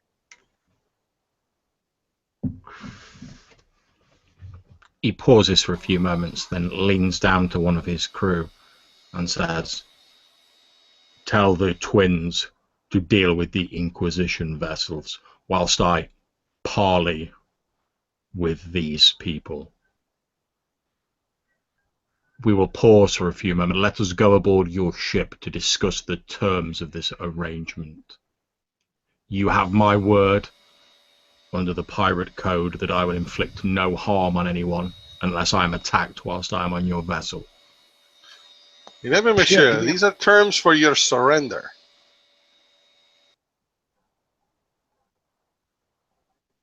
And I am not willing to surrender unconditionally. He's got a chance, Pierre. but we can discuss this further whilst the Driftwood twins deal with those Inquisition upstarts. All right. So I'll assign, a dozen men and personally escort them with Nathaniel and this guy. Okay. Now, I'm going to say that, because obviously we've not got the captain here, that he's actually sort of overseeing bringing those of your men who are injured on Rot-Eyed Jack's ship back to your vessel and sort of arranging that. Additionally, as pirates, we're claiming some of the goods on Rot-Eyed Jack's vessel if they're of use to us. If there's edible food stores, rum, wine, things like that. Probably we're shouldn't. Taking the lion's share of it. Let's not touch the food on the rotting corpses ship. That probably is a bad idea. Yeah, well, yeah, or be damn sure it's safe. Just take stuff we can eat and drink safely. And no money. Don't take the money. Yeah, good For the love point. of God. And at which point you all, Rot-Eyed Jack's crew, fall back and you all walk across to the captain's elsewhere dealing with matters, as I've said. You walk to the captain's cabin with Rot-Eyed Jack, this green flame still flickering around him, although it doesn't appear to burn anything as he walks. He sits down in the captain's cabin around the table with all of you, and then he says, "Well then, make your proposal." So, you wish to cure yourself of the curse, right? Yes, it is what drives me. And when you're done the cure, what will you do? I will return to my old ways. I will become the terror on the high seas that I once was. But I will be free of this curse. Not good enough. If you want to return... I nodded at Nathaniel like, I told you so. If you want to be free of this curse, doing that is not going to cut it. Unfortunately for you, I happen to be a high priest. In fact, a bishop for that matter. So, here's the plan. We free you from the curse, you join the church. You sail under our banners. Okay, make me an officer roll. Oh, shit! Okay, what's that? You need to roll badly. Fuck. Okay, Lloyd, come on, let's show it's done.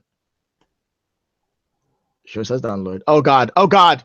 Oh, God. Okay, I'm going to spend a fate point on... what am I going to spend it on? Let's see... Can I spend on mob, like on what's called high prayer bishop in conflict? Because I need people on my side. Mm-hmm. Reroll. Please roll better. Because I know what I need to do after I'm done. Oh, God, that's just as bad. Oh, I can't beat him. I'm on 0, and I don't have anything else I can spend it on to reroll that again. Okay, he doesn't flat out refuse, but he looks across at you, and again you feel these points of light boring into you, and he says, "I sense you are troubled, priest. Why should I join the church of a man who barely seems to believe in it himself? What does your church have to offer me, priest?"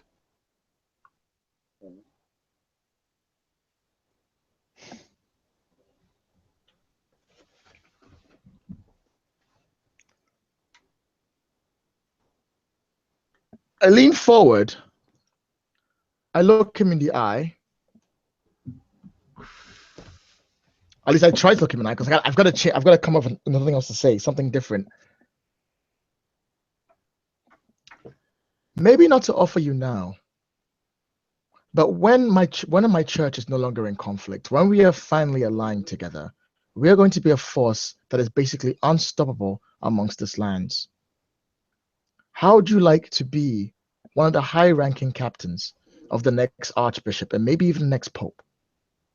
You'll be able to sell wherever you want, do whatever you want under his name, as long as it's within the course of the church, and you'd have absolute protection from high fare on all actions. Imagine not having to worry about inquisitors coming after you. Okay, yeah, I'll certainly allow you to make another roll for that. Fucking hell. I'm on +3. Oh, God damn it. Come on, Lloyd. You need to stop rolling so well. Plus, minus. Great. I spend another fate point on what's called high fare bishop in conflict to make that a +4. Okay, he looks at you for a few moments and then says, "It seems we have an accord, priest.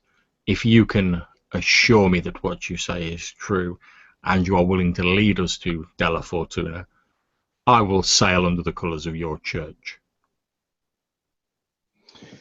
Only after I've cured you. We're going to go to Della Fortuna. We're going to find the Philosopher's Stone, and we're going to cure you with it. We have to find it first. That might take a while. But you do that, and we cure you.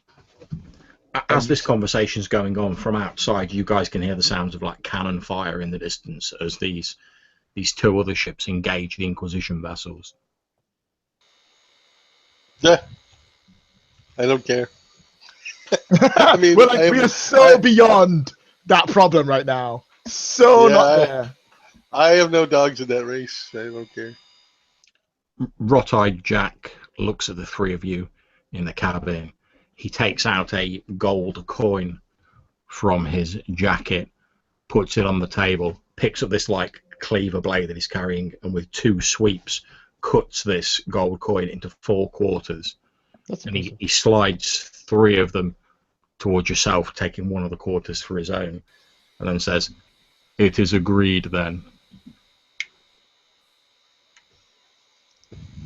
I stop and go, if I pick this up, you're not going to curse me, right?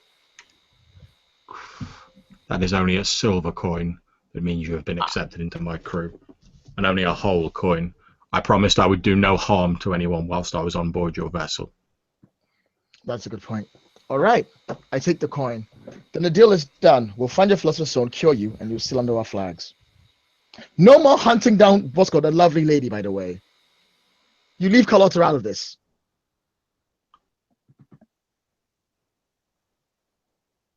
He pauses for a few moments, and then he says, "My personal affairs are not your concern, priest."